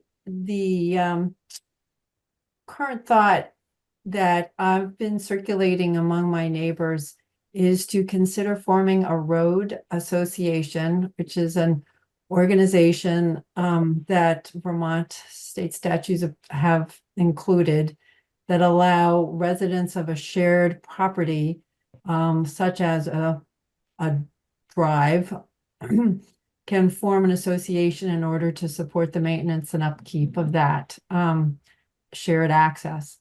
And I don't have any further information about this other than poking around a little bit on the internet, which is to say really none that's official or can be counted on. So I am in the process of asking my neighbors to tell me what their thoughts are about that, if this is something they'd be interested in looking into. And essentially, my request to the select board is to say, could you provide us some more time to think about this? In particular, I think doing this with Danny Pete would be helpful, since he is the person who has kind of started this ball rolling. Everything seemed to be just fine up to now, and he has an interest in developing part of that property into a rural road for the purposes of developing more land. And I think if the neighbors, and Danny Pete is a neighbor of ours, if he could, if we could all kind of have a chance to sort this out, we might have a way of helping support what everybody needs, which is shared access, some ability to manage and control that access so that it works, so that it's maintained and sustained over time, and is something that's financially sustainable as well. So that's a summary, and that's my request. Thanks. Thank you, Connie. I don't know if you saw the sheet that Bard prepared, but what you just described is actually option 5 on that sheet. And that was... Right. Mr. Chairman, I would, for those of you who are wondering what we're jabbering about, Bard Hill was good enough to investigate law, talk to our attorneys and so forth, and put together a list of 8 options. And our town attorney has said that 3 of them would be the most defensible, most appropriate. Option 5 is sell property to a group of property owners or an HOA served by access, with negotiated prices, easements, right-of-way obligations, and so forth, with dollars to cover town legal costs. That's essentially what Connie is referencing. Options 7 and 8 are essentially winding up with Danny Pete owning the land. So I would, if we had to make a decision tonight, which we don't, I would go with option number 5 to, wait for that community association, that highway association to come into being, if that is in fact what they want to do. And then once it is there, I think we would go with option 5 to sell it to them for a fair price. And then it's the same as any road association, that after that it's theirs. But I don't think we have to act tonight, because I think we should wait to see what the residents up there that Connie spoke about, really decide they want to do. So I don't want to speak for the board, but would it make sense to pause further discussion on this until we hear back from Connie and possibly Danny Pete? Perhaps the I think first so. September? Pick it up Yeah, then. I think that's the way we should go. Proposal, that's a best case scenario for Exactly. us. It's their, Everybody it's wins. their neighborhood, it's their proposal, They're doing the work. Yeah. And they're determining. and they have to live with what they create. Yeah, rather than so that's great. Yeah. So, this is Danny. I'm on. And, like we've been talking about, the road needs to be upgraded to real road, private real road. And that, I'm quite sure that requires an association of the homes on it. And I think that, in that, the maintenance part would get flushed out. So something like Connie suggests, I think needs to happen officially with that rural road standard. That's my understanding. Yeah. So we certainly, I'll chat with Connie, and I've been chatting with two of the three people that has homes on that already. And I think we can figure something out. So I'm not sure what your option 7 and 8 is again. Is that printed off that I can get? Yes. Option 7, we can give you a copy, but Okay. option 7 is to sell you the land. The option 8, you personally, Danny Pete, option 8 is to just give it to you. So Okay. Connie, So the difference Dan, between the two is, yeah, go ahead. would you guys feel comfortable coming back with an update to this board on the Tuesday, September 3rd meeting? Let's see, that would be the day after Labor Day. Yes. Could you give us a month on top of that? So make it early October so that we have a chance to have a conversation. We may need, I have no idea if we need to look for a lawyer to help us. I'm literally just beginning this thought process. So an extra month would be nice to come back then and give you an update. Well, that's why I asked. Danny, would you feel comfortable coming back on the October 7th meeting? Sure. Yeah, I need to keep moving this forward. I know my lawyer, so the town lawyer has been consulted. Yes. Does it make sense for my lawyer to talk to the town lawyer at this point, or wait on that? You better not be working behind our backs. My- Show up. My inclination would be to hear what Connie, a proposed association, and you, Danny, would have to offer at the October 7th meeting, but I don't Okay. want to Okay. either tie you to a tight timeline or delay your plans. That's why I'm asking you what. Yeah, what no, work- I mean, I'm fine with that, to come in October. And Danny, I And- think, oh, sorry. It'll fit them, fit their hands, like them making a glove. And Danny, I was just gonna say, I think that, if you and the homeowners on that road can come up with a proposal, then, our attorney would review it, your attorney would review it, and that's sort of where we would then probably have attorneys more involved again, I think. Okay. Rather than attorneys trying to figure out the proposal. It's like, here's what we generally They're want not to so good do. at We draw creating that something stuff. up and then the attorneys figure it out. Yeah. Okay. Mary? Yeah, Mary Hool. You really want to think about the ethics of asking for your attorney to meet with the town attorney. That boy, that got my hackles up. You really want to think about what you said. You really want to think about it. It's unethical. Thank you. Anything else on H? No, so we're deferring that? Yeah. So Connie, Danny, you're good coming back on October 7th with Update slash. Yeah, proposal. and I was gonna say a proposal, but I don't want to tie you to an update. We'll call it an update. An update would be good. Okay. Thank you. Thank you. Okay. Next, I think this one should be easy. I, consideration of reducing the number of seats on the Trails Committee. And we talked about this at the last meeting, right? Right. We just hadn't warned it as an action item, so we're coming back to it. I think Allison's here from the Trails Committee. I don't know if she'd like to yeah. speak to it. Sure, I can talk. Go ahead. Uh, Really bad, or this is out of focus. Go ahead, Alice. Okay. Yeah, so maybe 5 years ago, there was a lot of interest in town members being on the Trails Committee. And I think over 2 cycles, we added on more just to let more people join. But since then, people have left and we now only have 8 members and there's 14 on the committee, which makes it hard to meet a quorum and get much done because we all have to be present and we all have to agree. So we were thinking it would be great if we could decrease the numbers to 9. That would allow us 1 empty seat at the moment and try and recruit and fill that one. Yeah, that seems reasonable. And I think we're all. I move to set the number of members on the Trails Committee at 9. So Lisa, I'll second. Thank you, Adam. Thank you, Lisa. So the motion is to change the membership of the Trails Committee to 9. Any further discussion?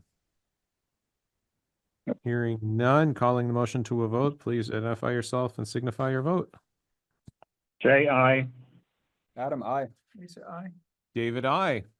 Thank you, Allison. Yeah, thank you. Thank you so much. I gotta Have a fill good that night. one empty seat. Watch them have a flood of applicants. Come back to request to Don't go say back to 14. No problem. That would be a great problem to have. Great problem to have. Yeah. And Allison, you can't see this from where you are, but from where we are sitting, you're now in perfect focus. Oh, great. I'm so glad. My favorite. Okay, next we have consideration of approving an application for a home buyout as part of the FEMA Hazard Mitigation Grant Program. So back last summer, you gave sort of blanket support for elevations and buyouts. I think Kara's got a really good idea about sort of looking at a map and kind of figuring out where we're going to be. But when we had a few that were eligible for the Swift Current application, we came to the board for approval of those. So I think it would be good if you approved each individual application as we have ones that are ready to be submitted. So one we have right now with forms filled out from the homeowner is for the 40 Esplanade Street. Are we applying or are we approving an application, or is it the same thing? I we guess do we're the technically- application. I guess the town does apply Okay. for this on behalf of the homeowner. So it would be the town apply an elevation. Oh, no, sorry. This is a It's a buyout. buyout. It's a buyout. Yep, no, thank you. Mr. Chairman, Go ahead, Jay. I have a couple of questions. I had a look at the map. This is on the north side of Esplanade, not the side adjacent to the park. Just in case people were wondering, the point in the memo about this must be kept as an undeveloped green space. Does that mean that, or let's just say hypothetically, other people decided they also wanted to buy out, and we wound up with, let's say 3 or 4 contiguous house lots with no houses on them anymore? Do they just have to be kept as lawn in perpetuity, or could those potentially be used as like a park or put a couple benches there? When it says undeveloped green space, does that just mean no buildings? So I think, Kara, my understanding had always been that these sort of have to be like follow floodplain regulations, but I think Kara you were saying earlier that it depends really on exactly the elevation of the property. Yeah. There's no dwellings, right? Yeah, Jay, you can actually, in the code 44 for FEMA, you can actually put like restrooms on it. So you can actually have a structure. It means development as such as no residential development and no commercial development. So like you couldn't sell the property to a developer that could then do what they just paid to not have there anymore. But you can use it, you can use it for a park. You can, maybe if that's the best place for the ice skating rink, you have all the different options to do with that property. It's now become town-owned property, and you can do limited things. Our own town regulations would prevent you from putting a bathroom there but you can amend our regulations to allow it. Bottom line is whatever you decide you want to do it, whether you put a parking lot there or you do something like that, you're supposed to notify FEMA of your intent and what you're going to do with it to make sure you're not trying to put up a 3-story building. So yes, you can. It is, So I don't it think, is Mr. best Chairman, I if don't think it's, if it's in the middle of a neighborhood though, it is best to mow and maintain, so you're not wanting unwelcome varmints in a city neighborhood situation. Is right. all. I'm familiar with That is part of it. at the Burlington International Airport. There's all those houses that were bought out as a result of the noise issue. So if you go to the airport, where a whole neighborhood is, it's now just lawn with the trees that were already there, and it actually looks quite nice, but they haven't done anything with it. There's obviously not a flood situation there, but I don't see any downside to us doing this. We're just approving the application. So, Mr. Right. Chairman, I move to apply for the property buyout program for 40 Esplanade Street. Thank you, Jay. Do we have a second? Adam, second. Thank you, Adam. Any further discussion? Hearing none. Thank Go- you, guys. I Thank you, appreciate you Karen. taking care of these homeowners. Calling for a vote. Please identify yourself and signify your vote. Jay, aye. Adam, I. Lisa, I. David, aye. Thank you. Okay, next review of the draft warning for the special town meeting. And I know you guys looked at this at the last meeting, but I'm sort of looking for, how do you want to finalize the special town meeting? Or I mean, I assume you want to call one, because there's, let me just share the screen. There's two potential, oh, that's not what I want. Amtrak's only 40 minutes late tonight. Glad you're keeping those trains running. Okay, let me make this a little bigger. So we had talked about calling a special meeting for a couple of questions. One would be to see if the voters want to put the budget vote on Australian ballot.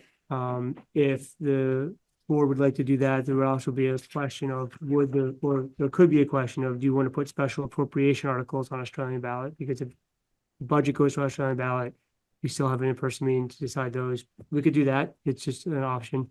Or do you want to also put all questions on Australian ballot? Because once the budget goes to Australian ballot, what more is there really to talk about at town meeting, but asking the question for the select board.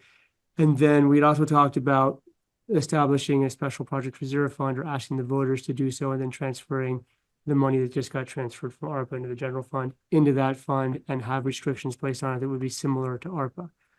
Which we could do at a special meeting. We could do at the meeting in March. The money's been moved by the board, so it's officially taken care of, or met the requirements from ARPA. But to further protect that, to make sure that the town continues to spend it on ARPA, similar ARPA projects, would probably be good to create a reserve fund. So really looking for some guidance on the board of how do you want to wordsmith this. I think also discussion of dates, it would probably be good to get this done, I think, before Thanksgiving, before we head into that holiday season, especially if we're going to try to move the budget vote for March. Linda would need to know that early. We also need to coordinate with Linda, because she would be there with the town moderator to run the meeting, because it would be a special town meeting, not really a select board meeting. So those two people are critically important to running this. We do have a 30-day window to warn this. So I'd say by the end of September, we want to have sort of a final decision so we can make a warning for a meeting for end of October or sometime in November. Yeah, this has been kicked around quite a bit, so. So ultimately, what we're being asked to discuss is, do we want the warning to just look at the charitable appropriations, or do we want to say all public questions? I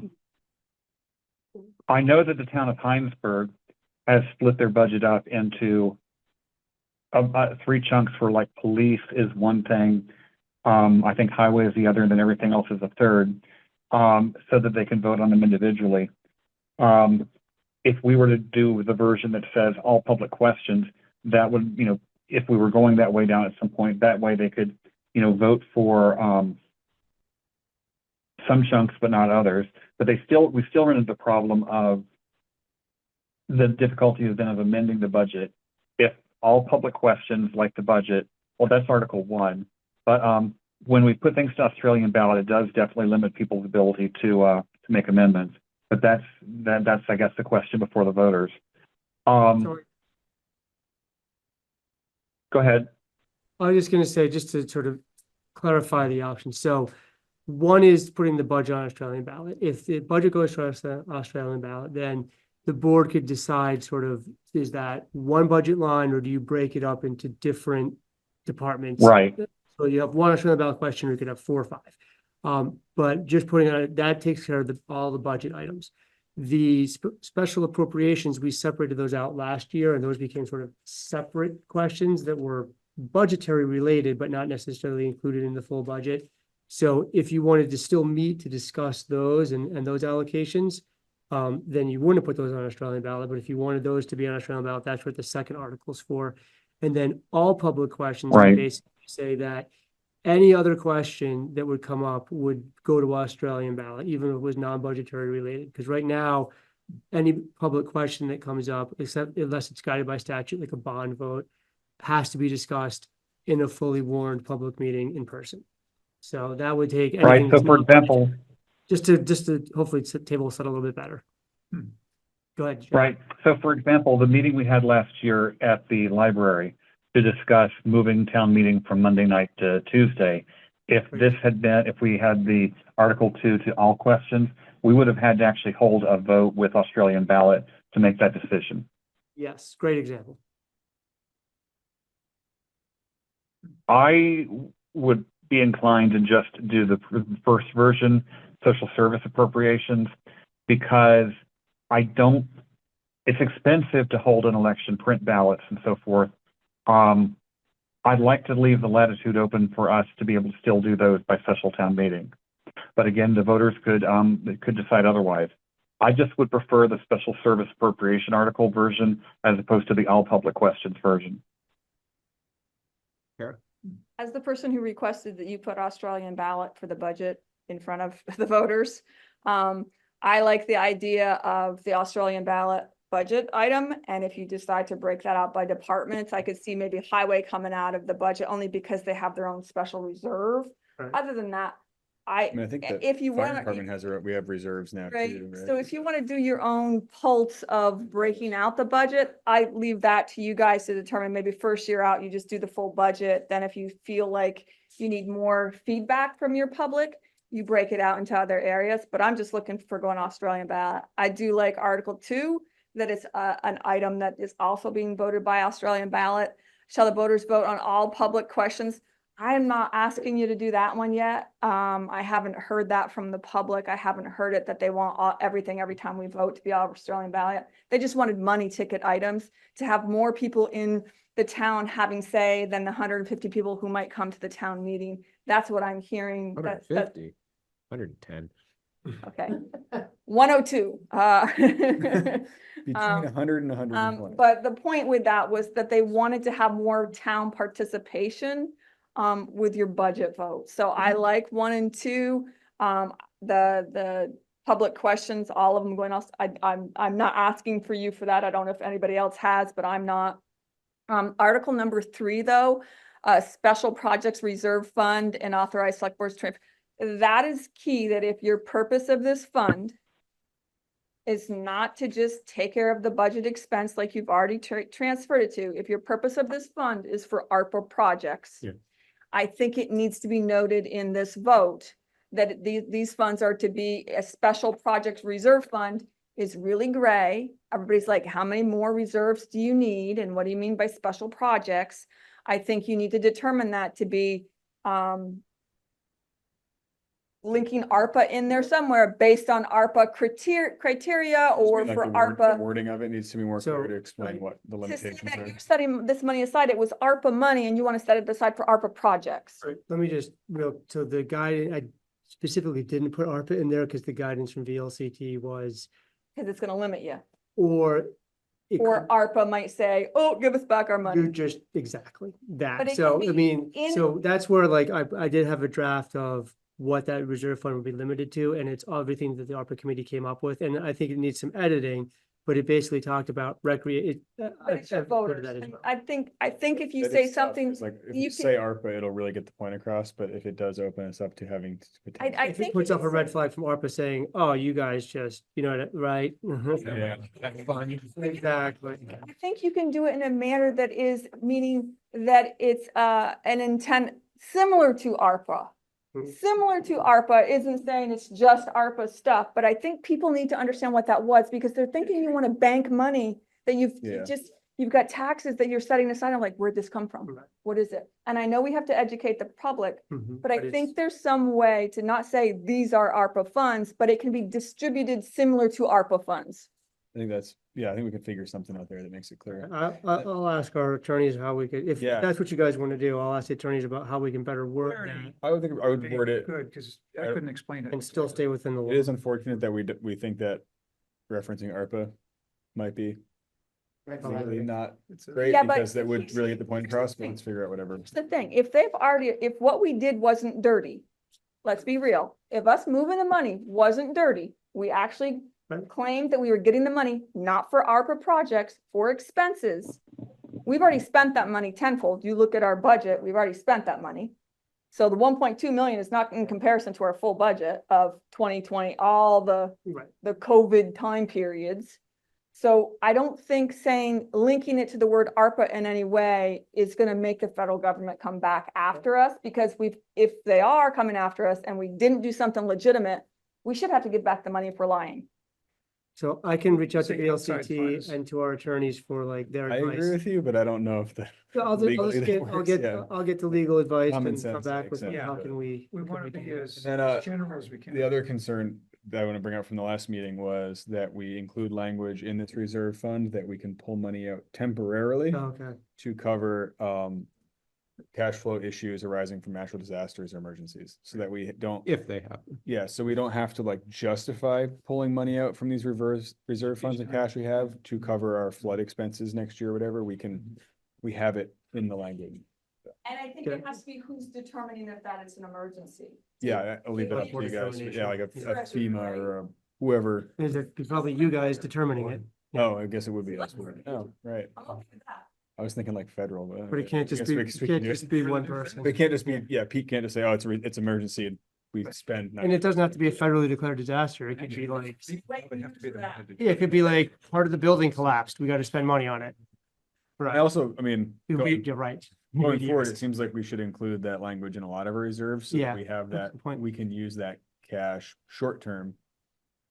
We have it, not have to figure out. Get approved by the voters to say that you can pull reserves out for temporary, or is that something that you guys can do? Well, I think if we're creating a reserve, we can put it right in there and make it part of the language. Oh, but going back to the other ones, I don't. Well, know how that what's, works. so like, we got a bit of competing or conflicting advice when we were looking at this question for the ARPA money or for the current situation. The auditors basically said, yeah, as long as you do some sort of a resolution, you can take the money, you can put it back in, you'll be fine.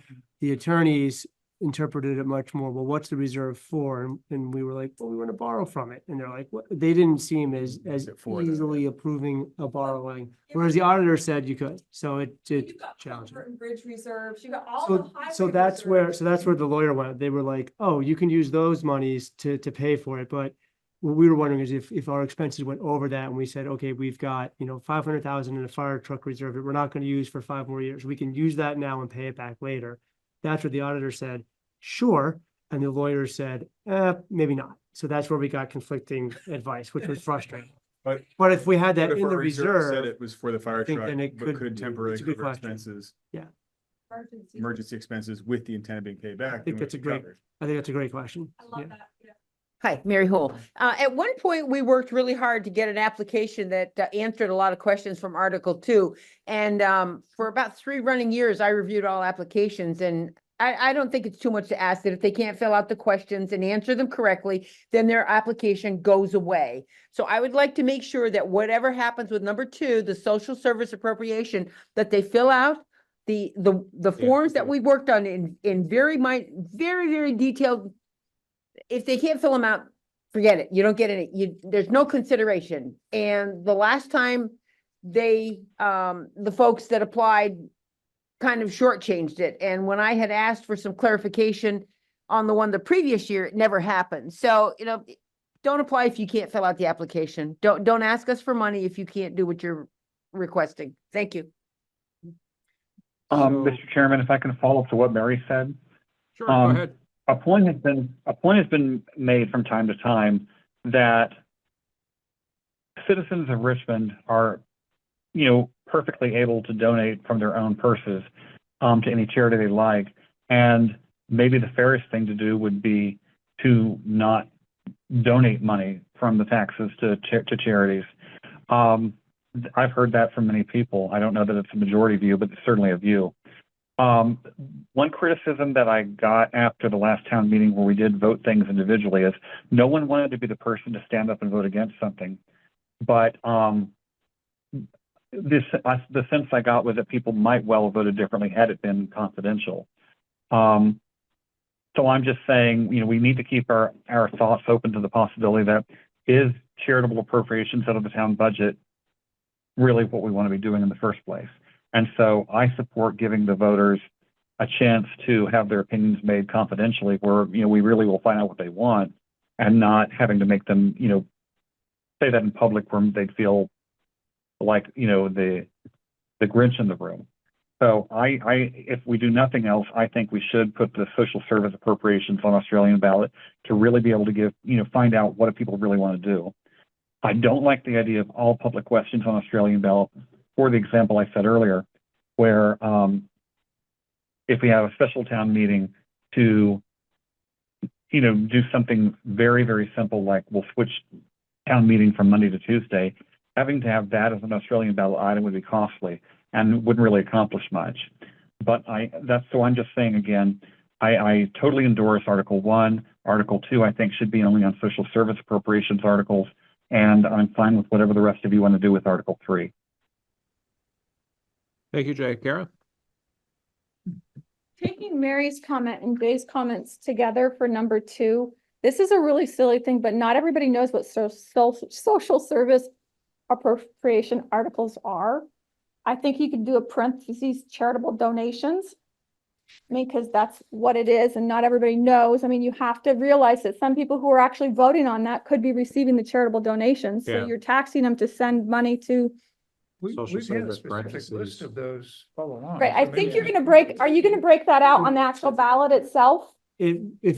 Yeah, that's how it was So, done. so this is just to see, to get it Question. approved that we're gonna put it on the ballot, but when Right. you put it on the ballot, I think it should be a yes, no for dollar amounts per charitable organization specifically. That's exactly Just how we like you did did it. it before, Yeah. but you don't have to do it for just seeing if everybody wants to vote that way, but I think some people might not know what Federal- social service Social service appropriations, parentheses, charitable appropriation. We can appropriation. wordsmith that. Yep. charitable donations, put it right like that, because that's what you're doing, is you're giving a charitable donation with taxpayer dollars. There's a lot, that word has a lot more meaning than appropriation.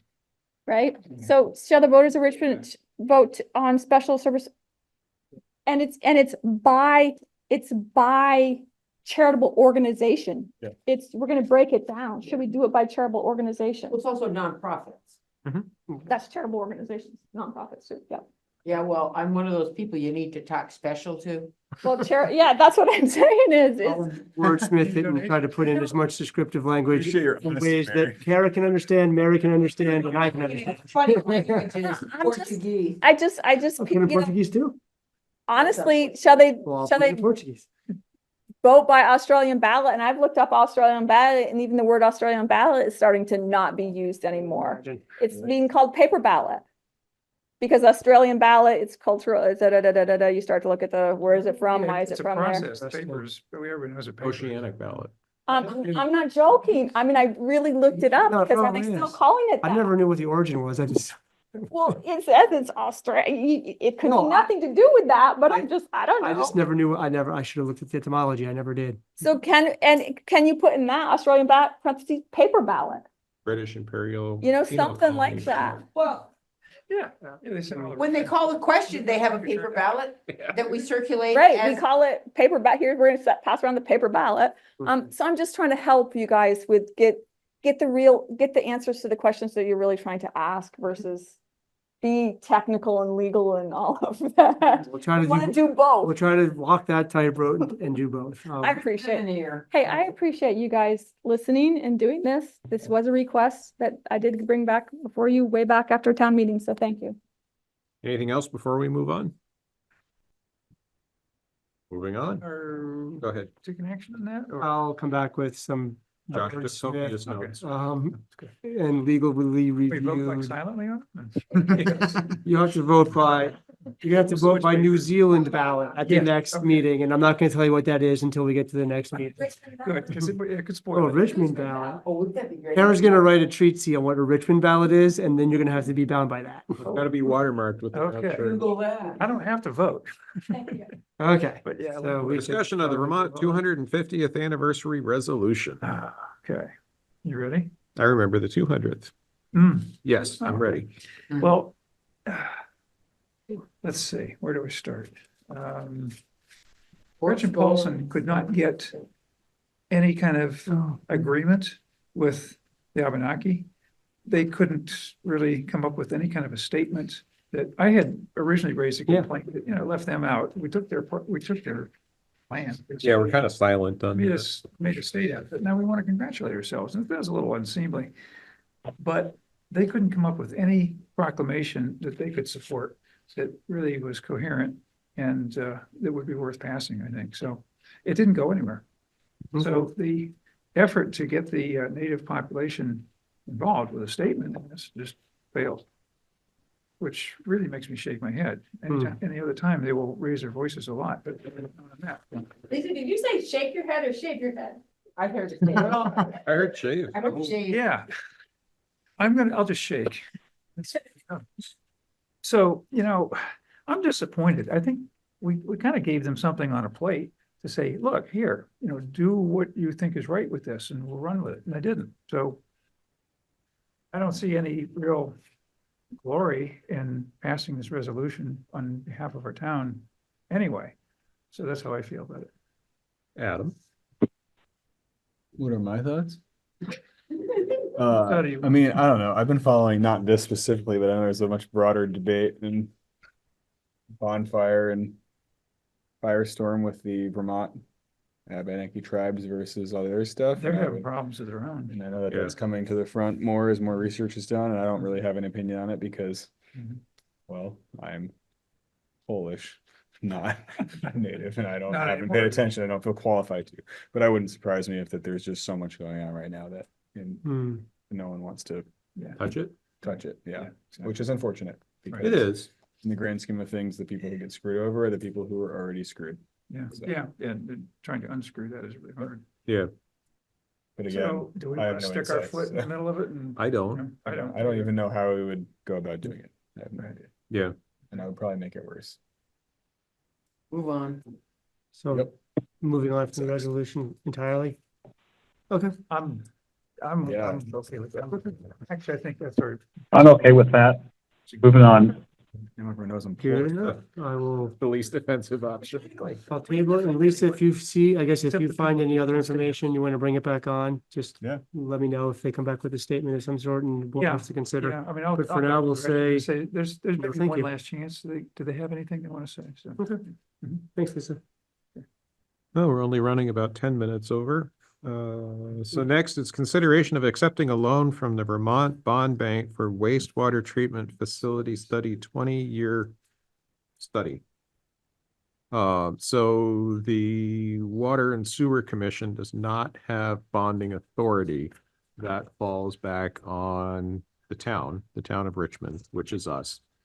So this would be accepting the loan, but just need to remind everybody, the taxpayers would not be on the hook for paying this back. It would be the responsibility of the water and sewer users, the ratepayers, to pay this back. But that commission doesn't have the authority to borrow money. That falls on the town, which is why this is before us. So the Water and Sewer Department has a $154,000 loan from the Clean Water State Revolving Fund, CWSRF, through the Vermont Bond Bank for the 20-year wastewater treatment facility study. Recently, the town asked for the loan to be increased to include funds for the following: funding assistance, $8,700. Sewer use ordinance review and recommendations, $26,000. Public outreach, $42,000, for a total of $76,000. The bond bank has prepared paperwork which amends the total loan amount to $230,700, which includes the original $154,000 plus the additional $76,700. This is a loan and therefore needs to be approved by the select board. That's us, as the select board is the body with borrowing authority. The loan will be paid back by receipts from the water and sewer customers. 50% of the principal will be forgiven, and there is not interest on the loan. There is a draft motion in the memo. I guess I can, having previously lived on the town water and sewer during the, 8 years ago when there was a huge bond that came through, and the number of people I heard say, why is the town borrowing money? Why are we paying for this? And You're not. And it wasn't, We are. You're not. We are. It's just like, it's just purposely ignorant to it, but it's just. Yeah. I'm proud to make the motion and Okay. help those people borrow money that they can then repay and keep their system going, so. After you make the motion, I'll after tell we you make the how I motion. spent my 25th wedding anniversary. Oh, no. Does that have to do with water and sewer? It is. I move to approve the. That loan was from a fun hearing. It was. Which includes. I got to sleep on the couch that night. Keep going. Which includes funding for the wastewater treatment facility, 20-year study, and additional work associated with that study for a total loan amount of $230,700, which will be paid back by receipts from the water and sewer customers. Thank you, Adam. Do we have a This second? is Jay, second. Thank you, Jay. Motion made by Adam, seconded by Jay. Any further discussion? Hearing none, calling the motion to a vote. Please identify yourself and signify your vote. Jay, aye. Adam, aye. You said aye. David, aye. Thank you, everyone. So we had a special meeting on my 25th wedding anniversary, and people were screaming at me that they weren't going to pay that back. I'm like, you're right. But they were convinced that I was somehow lying to them.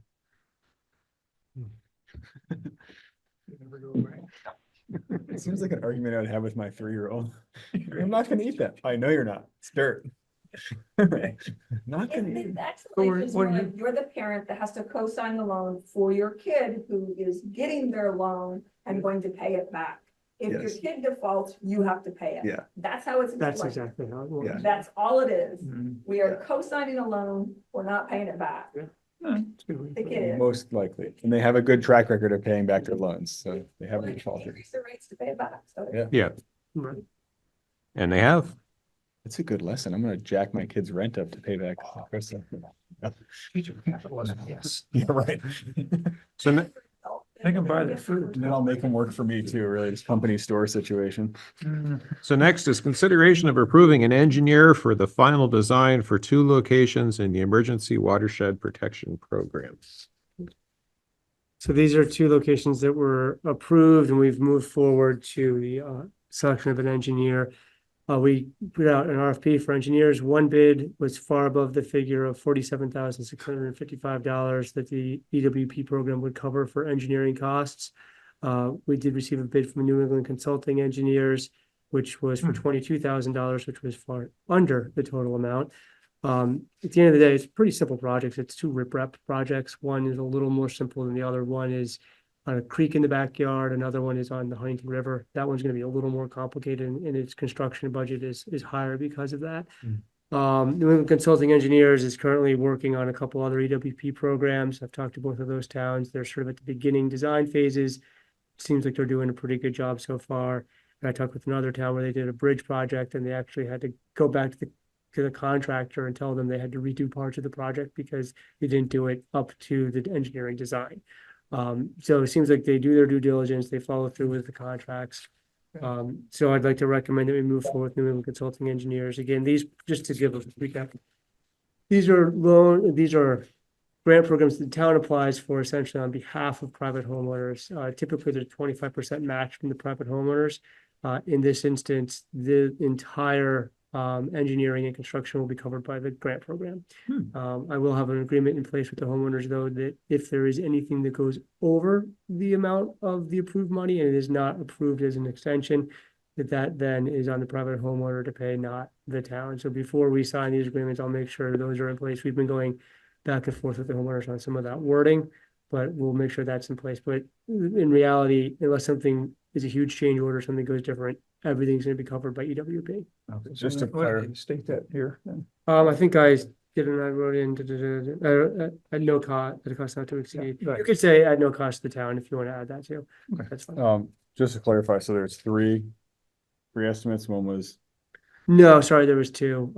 okay. One was, like $100,000 plus. I've included it in the packet, which, and Oh, I the, didn't see the I allocation. didn't even realize that was part of this. It was so. It was so hot, right? Yeah, and the allocation, the budget basically that we got from EWP was for about $47,000 for engineering. So the one there just, they way overshot. Oh, gotcha. So they budgeted 47,000. Right. And, So if we were to go over consulting that. came in at 22,000. Yeah, so if we received three bids and they were all $100,000, we'd probably go back to EWP and say, hey, we got three bids. Can we up this? And then they would either approve it or not. Mhm. But because we had two bids, one was far exceeding, one was under, EWP was sort of like, you're not going with a $100,000 bid unless there's a really good reason to do so. And I don't see a really good reason to do this. I like that firm. They came out to the site visit. They seemed they do a great job, but the cost is too high. Mhm. They eat well. Karen? Can I just say thank you guys for Josh, for really overseeing this. I appreciate that you've now hired more staff to help this. Is some of the administration costs also being able to be built into these grants so that you can get some of that salary back of people that you've had to bring on to help with these emergency situations and these grants? So there is an allocation EWP where I think it's once it's approved, you can get some of your admin time back. But it all sort of, and it gets confusing, so I don't fully understand it, but I think it all gets wrapped into the engineering cost. So if we don't spend all the engineering money, then there's money left over that we could apply for the town to get reimbursed. So there is some reimbursement on these. I don't know if you would probably know better than me if the Elevation About program has some. 2% admin fee. Well, then there Make sure we you go. put in the So, application, if they haven't increased that fee even higher now. I'll ask about it for 2% back sure. in Yeah. ages ago. But on this one, I know there's a potential that we can get some money back. Which would be Okay, helpful. so, and the 2% admin fee, you didn't need to prove your hours of workers and stuff like that. It was just a flat percentage calculated based Well, on the that's full great. grant. That sounds so great. It's Yeah. like on a buy a house now, like in town, that's like 5, 6, 7, 8,000 bucks that you, Yeah, that's that's your, not, yeah. not a game changer, but If we do that's 20 of nothing. these at 5,000 apiece, That's a lot. that's gonna help It pay for a covers lot a of good stuff. amount of. Exactly. admin. Great. But my other question is, relating to these, and I got into this conversation about allowing rivers and streams to meander versus actually maintaining and removing the debris that has been dropped into those locations to help free up the rivers and streams. Are any of these projects not just riprap, but for example, if you look at the Huntington River where the bridge is on Cochrane Road, Huge you sandbar see there. that 6-foot tall Gravel. now gravel bar. And if you look out behind the homes Oh, there, Sand you can see the everywhere. riprap that's washed down river and has piled now in the river right there. Sorry, where are you talking about, Kara? You go Huntington River where the little bridge is on Cochrane Road, right before Oh, Jonesville. gotcha. Okay, yeah. Okay. Yeah, If you stand, House. yeah. if you stand on that, well, behind the Parker House, you can see the white riprap, It does all the. which is where it splits to Dugway. Over in that area, you can look down on those trees and you can see the white riprap. But that gravel bar that's sitting those are going to cause all of those houses to have future flooding and problems. Go elsewhere. So my question is, do any of those programs, I know that's private property and I know there's a field off of West White Hill, there's a drive to Jonesville Estates. There's a field that's private property, but they might allow you to, either property owners might allow you to have access to remove some of that to protect their homes. It's one thing if it was a natural meandering of the river, but when you have these mass flooding events and either it's trees, it's material. I mean, complete roads are washing out. Where are they going? They're going into your rivers and your streams. You got to take them out. That's just my question. Yeah, so Is how does that work? So my understanding is part of the program will cover removal of sediment from streams. So the two that were on my list were Sniper Island, because I know that filled in quite a bit down near Lily Pond, and Jones Mill, because there's a good amount of sediment there. I'll add that one to my list for them to review it. Like you just said, it does have to pose sort of an imminent threat to property. So they have to Think it look at is. that, and well, I'll take them to that site because it's a good one to add to the list. I know Mary's brought it up several times.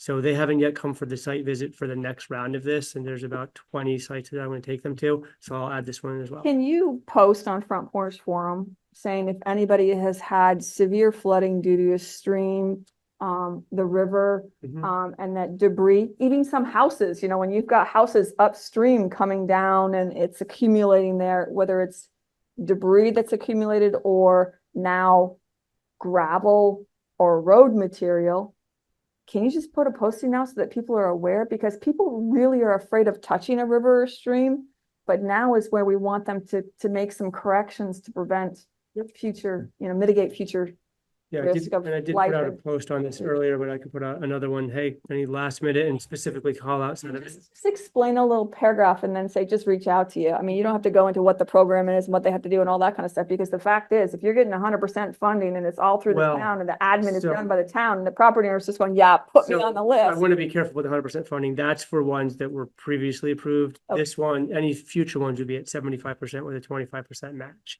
Unless that changes, that's where future ones are at right now. So Still pretty anybody that, competitive. it's still Not very, free. it's not free, but it's better than. But the 25% match might be funded elsewhere in the state. We might be able to find those fundings. And right now that, if you can find them, great. Right now, the program for these two added the 25% match to the program some months ago and said, okay, anybody that was approved previously, you got, well, in a certain time frame, you got it covered. These new ones, the homeowner's still at 25%. And put it out there because it could be communities though. My point to you, Josh, is it could be like 3 homeowners that could have to do the 25% match and not just one homeowner. So it could benefit our whole community potentially if it's fixing a certain area. That's exactly how I think it would happen in Jones Mill. There's like a dozen properties there and they all get affected when that creek floods. Yep. So we'll have to figure out how to, and the Thank you. town has a culvert there too, so we might have a financial stake as well. But yes. Thank you. It's interesting, during Tropical Storm Irene, I rented a place in Jones Mill that was not flooded during Tropical Storm Irene. All this last stuff was shocking. As Totally Pete different, says, every flood is different. Oh. And you just never know where it's gonna hit you, but it is amazing, right? Well, when you do what Kara recommends, if you'd specifically cite people that are adjacent to the Mhm. river, not necessarily that they're in the floodplain, but people who are on that riverbank, especially the Huntington, Yeah. or write it in such a way so that if you are affected by it, Mhm. you can put your name on the list. Or think you will be in the very near future. I do think that, I mean, not to sidetrack or put more on you, Josh, but there's a lot of people who don't realize that this stuff can apply to them because they're not Sure. in the floodplain. So Right. just the more we can repeat that, the Yeah. better. And obviously we all know that, but Okay, are we ready for a motion? Yeah, Mr. Chairman, where am I? Oh, I moved to enter into an agreement with New England Consulting Engineers for design work on 2 flood mitigation projects funded by the Emergency Watershed Protection Program at a cost not to exceed $22,000 and at no cost to the town of Richmond. Thank you, Lisa. Adam, second. Thank you, Adam. Absent any further discussion, calling the motion to a vote, please identify yourself and signify your vote. Jay, I. Adam, I. Lisa, aye. David, I. Okay. Thank you for everybody using coasters. I really appreciate it.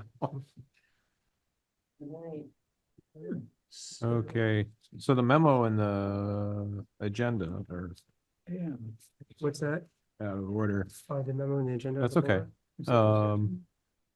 So we will put we'll follow the agenda, so, Minutes purchase order. yeah, so Okay. we're on I just- minute. Well, I Go just ahead. gave you, so I usually never give you purchase order motions. I like it. Well, and Yeah. so what Duncan did was he said last week it worked out really well because he always writes them before the meeting anyway for the minutes. So this week we said, okay, well, let's write those because that's. No, I helpful. like it. So- Exactly. All you have to do is put. Yeah, and then we don't have to go back up and down on the screen, so it makes sense. So, but Right up when the you system. get there, I do have a couple of, well, there's 2 things I need to alert you to on some potential changes to the purchase orders, but and on the minutes on 8, 9, when you get to those, I have 1 small change, but I'll let you go from there. But that's why there's motions in here where you hadn't seen them before. Okay, So we'll start with the motion to approve the minutes of the August 5th meeting. We're doing the possible executive session after this? Yes. Okay. Sorry, just want to be sure.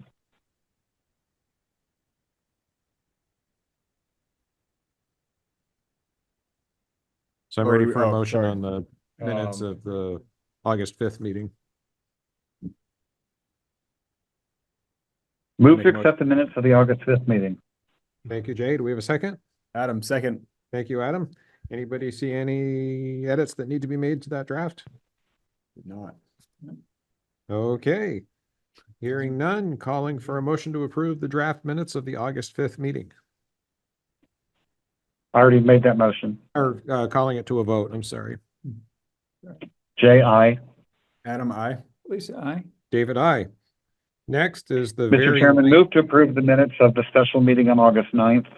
Jay, I got one quick update from when it was sent to you. I noticed that this right here said, Arneson stated that the purchase orders, it used to say that the invoices were made based on estimates, and its purchase orders were made based on estimates for some of the FEMA response. So I just wanted to change that from invoices to purchase orders. Just so we're not estimating invoices, we're estimating a purchase order in an emergency situation. And that's what I said in the meeting. It just got transposed. So just as amended, or Okay. as long as you guys know that. Just that's add- was made. Yeah, move to accept the minutes of the special meeting on August 9th as amended. Thank you, Jay. Do we have a second? I'll second. Thank you, Lisa. So calling the motion to a vote, please identify yourself and signify your vote. Jay, I. Adam, I. Lisa, aye. David, I. Thank you very much. Moving on to, do you want to do the warrants first or purchase orders? Usually good to do purchase orders first, since some of the warrants are based on those purchase Oh, orders. okay. So let me get to the Yeah, because you said there were some yeah, changes. so looking at the motion as I was reviewing it before the meeting, the first motion to approve purchase order 4622. The amended version is 132,691.12, not 152 as the motion said. Okay. So if you want to do that one, I'll do it. Yeah. and then I'll get to the next one that I want to actually skip, and then we'll get to everything else. Mr. Chairman, I move to amend purchase order number 4622 to various vendors for all road projects, including gravel plan, to $132,691.12. Thank you, Lisa. Do we have a second? Adam. I'll second. I'll second. Thank you, Adam. Okay, any discussion? Hearing none, calling the motion to a vote. This is a motion to amend purchase order 4622 to various vendors for all road projects, including the gravel plan, to $132,691.12. Motion made by Lisa Miller, seconded by Adam Wood. Calling the motion to a vote. Jay, Please I. identify yourself and signify your vote. Adam, I. Jay, I. And David, I. Okay, and then the next motion that we have in the order on the memo was for 4797 to Heinsberg Sand and Gravel for trucking of triaxle trucking for FY24. And I sorry I didn't catch this before we posted it on Friday, but as I was looking at it again today, I want to make sure that we actually need to double that. Because I talked to Pete. I think that we had an error on looking at the history of that PO. And I think we just have the one invoice. So let's not approve that right now. If it turns out we Leave it out. yeah, leave that one out, and then we'll hold that portion of their check back until we until I have a chance to double check it. So skip on that one and go down to 4947 for Strom excavating. Yeah, if we pay it Everything wrong, else on here we for can the try to get POs. the money back out of this. Well, no, I don't. It's- So it's just something looked funny to me, and Connie was out sick today, and Pete said he told me he did. I'm like, I think we already approved the purchase order, and I don't think it's double the price. I just wanted, and that's why I want to double check that. And if we That's don't well pay them, if we really owe them the money, we don't pay them for another 2 weeks. It's not We a can just big have a deal. special meeting. I think we can come back in 2 weeks. We're gonna pay them $100,000 for stuff they did for the flood, and that is all They'll, good to go. they'll stay solvent. They're gonna be just fine. I just want to make sure that we get our side right. So let's Yeah. skip that purchase order. The rest of the purchase orders are all good to go. You can run through those motions as presented. Okay, so let's move on to purchase order 4947, Yeah. line 407. Yeah, yeah. Oh, wait a minute.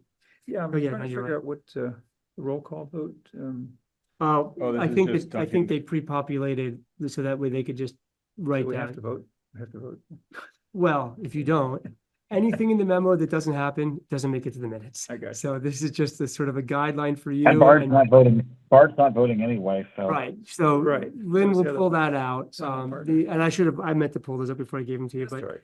this is all sort of, it tees you up, it tees up the minutes, but if something doesn't actually happen, they. I like it, they actually. pull I mean, it makes us look better than we are. so. Okay, well then I'll be quiet and let you work through those motions, because there's a few of them.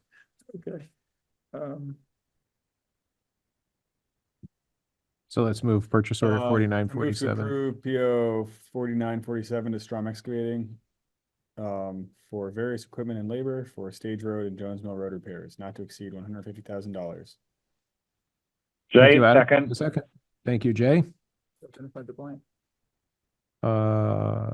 Just calling the motion to a I am vote. blank. Please identify Jay, aye. yourself. Identify your vote. You're a dynamic Adam, aye. blank. Lisa, aye. David, aye. Next, let's move purchase order 4950. Oh, this is a different, this is for the actual material, correct? You want to? Yes. Yes. Go So ahead. move to approve purchase order 4950 to Heinsberg Sand and Gravel for miscellaneous plant mix and gravel for road repair not to exceed $70,000. I will second. Thank you, Adam. Thank you, Lisa. Calling the motion to a vote. Please identify yourself and signify your vote. Jay, aye. Adam, I. Lisa, aye. David, aye. Next, let's move on to purchase order 5022. I move to approve purchase order 5022 to Casella Waste Systems for debris removal for the 2024 flood, not to exceed $10,000. Thank you, Lisa. Do we have a second? Adam, second. Thank you, Adam. Question. Was this just for dumpsters or what were they moving? Okay. So when we had we put the dumpsters out, so people like, rather than people taking everything out of their homes, putting it on the curb and then the town coming by and picking it up later, which is what some municipalities do. We send them a dumpster, they throw everything in the dumpster, Casella hauls it away. We're getting reimbursed for the debris from last year in the next couple of weeks. It is reimbursable by FEMA. Part of it's 100% reimbursable if it's within a certain time frame. Others only 75%. But it's sort of a small help that we can provide. Yeah, no problem. And just Yeah. curious where the dumpsters. Oh, where they were. Yeah. Oh, yeah. around town so that- No, so I sort of did it by as people called in with, hey, my neighborhood needs help. So we did Esplanade, I think it was Esplanade, Jones Mill, Lily Pond. I think there was maybe one on Johnny Brook, one on Dugway. So just where people were affected. Great, I appreciate that. Good work. Thank you. No, that was really helpful in 2023. Everyone was pretty excited about it. So Mhm. it's like one really stressful thing to have to deal with. It's hard that enough to didn't have just look deal at with. it, but So, then you Yeah. have to keep looking at it. their Yeah. credit card and stuff. So calling the motion to a vote, please identify yourself and signify your vote. Jay, aye. Adam, I. Lisa, aye. David, aye. Next, let's move purchase order 5023. I move to approve purchase order 5023 to mow and maintain Property Maintenance LLC for fiscal year 25 grounds maintenance, July through October, not to exceed $24,000. Thank you, Lisa. Do we have a second? Jay, Adam, second. I think Adam had it by a half a second. Gotcha. Okay. It might just be the delay though, Jay. You You might exhaled while he was inhaling. So calling the motion to No, a it's all vote. good. Jay, Please, aye. Adam, I. Lisa, aye. David, aye. Next, let's move on to purchase order 4938. So I move to amend PO 4938 for McCullough Crushing for miscellaneous rocks and gravel for road repairs to amend the amended amount to be $32,556 even. Thank you, Adam. Do we have a second? I'll second. Lisa, Jay, Thank you, Lisa. second. Calling a motion to a vote, please identify yourself and signify your vote. Jay, aye. Adam, I. Lisa, aye. David, aye. And last, let's move purchase order 4941. I move to amend purchase order 4941 to Richard Cowles LLC for miscellaneous sized blast rock for road repairs to $111,000, $111,156. Thank you, Lisa. Do we have a second? Adam, second. Thank you, Adam. Calling the motion to a vote, please identify yourself and signify your vote. Jay, aye. Adam, I. Lisa, aye. David, aye. Can I have a motion to approve the warrants as presented? So moved. Thank you, Lisa. Do you have a second? Adam, second? I guess I believe that. Thank you, Adam. Any questions on the warrants as presented? Hearing none, calling the motion to a vote, please identify yourself and signify your vote. Jay, I. Adam, I. Lisa, I. David, I. Warrants are approved. Items for next agenda. Well, the meeting warning, What? the town meeting warning, Oh, yeah. or special town meeting warning. Planning will have some draft amendments to come before you to explain, So and then look to warn a hearing. Yeah. So you'll do sort of the first stage is probably gonna take about a half hour for presentation. Yeah. And I think Keith also wanted to talk about, we have an update on the Cochrane Road scoping and corridor study that we were trying to get to before the flood and everything sort of went sideways. So he wants to bring that back as an update, sort of it's a in progress report on that study and sort of a check-in to kind of get next steps. So those are a few things that I know of off the top of my head, and there will certainly be more. Probably a flood and financial update. Yeah, we'll do some of those routine things. About the park yet? Josh, is that part of it yet? That won't be at the next meeting. I know they're still discussing and trying to figure out and finalize wording and amendments to still go through their hearing process. But they've been kind of going back and forth on what do they want to do. But This next one that they're gonna present is on other stuff? yeah, and I forget the exact zone that it's on, but it's not on the flooding. Mary Drive's coming back in October. Anything else? Okay, next is the Oh, possible. Mr. Chairman, Yes, one other thing, microphones, MNC TV's recommendation on better microphones. for the third floor conference room. Right. I think in Gallican we'll be ready to discuss at that point. Okay.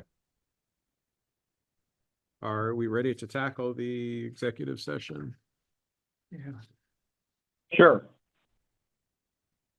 Mr. Chairman, I move to find that premature public knowledge about pending or probable civil litigation to which the public body is or may be a party would cause the town or person to suffer a substantial disadvantage. Thank you, Jay. Do we have a second? Adam, second? Thank you, Adam. Calling the motion to a vote, please identify yourself and signify your vote. Jay, I. Adam, I. Lisa, I. David, I. I move that we enter into executive session to discuss an unfair labor practice charge under the provisions of 1 VSA 313A1E and to invite town manager Josh Arneson into the executive session. Thank you, Jay. Do we have a second? Adam, will second. Thank you, Adam. Calling the motion to a vote, please identify yourself and signify your vote. Jay, I. Oh, Adam, I. Lisa, I. David, I. We are in executive session. Here, I'll bring these in with me. You guys can sign those. Have a good night. No, it's fine. I'll get it. Thanks, Aaron. Thank you, though. Okay, so Jay, you should have a notice to join.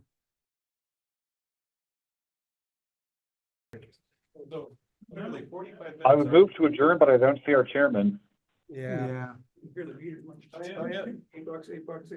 All right. Jay, you can Mr. still hear Chairman, us? I move we adjourn. Thank you, Jay. Do we have a second?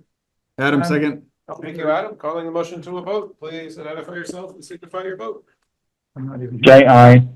Adam, I. Lisa, I.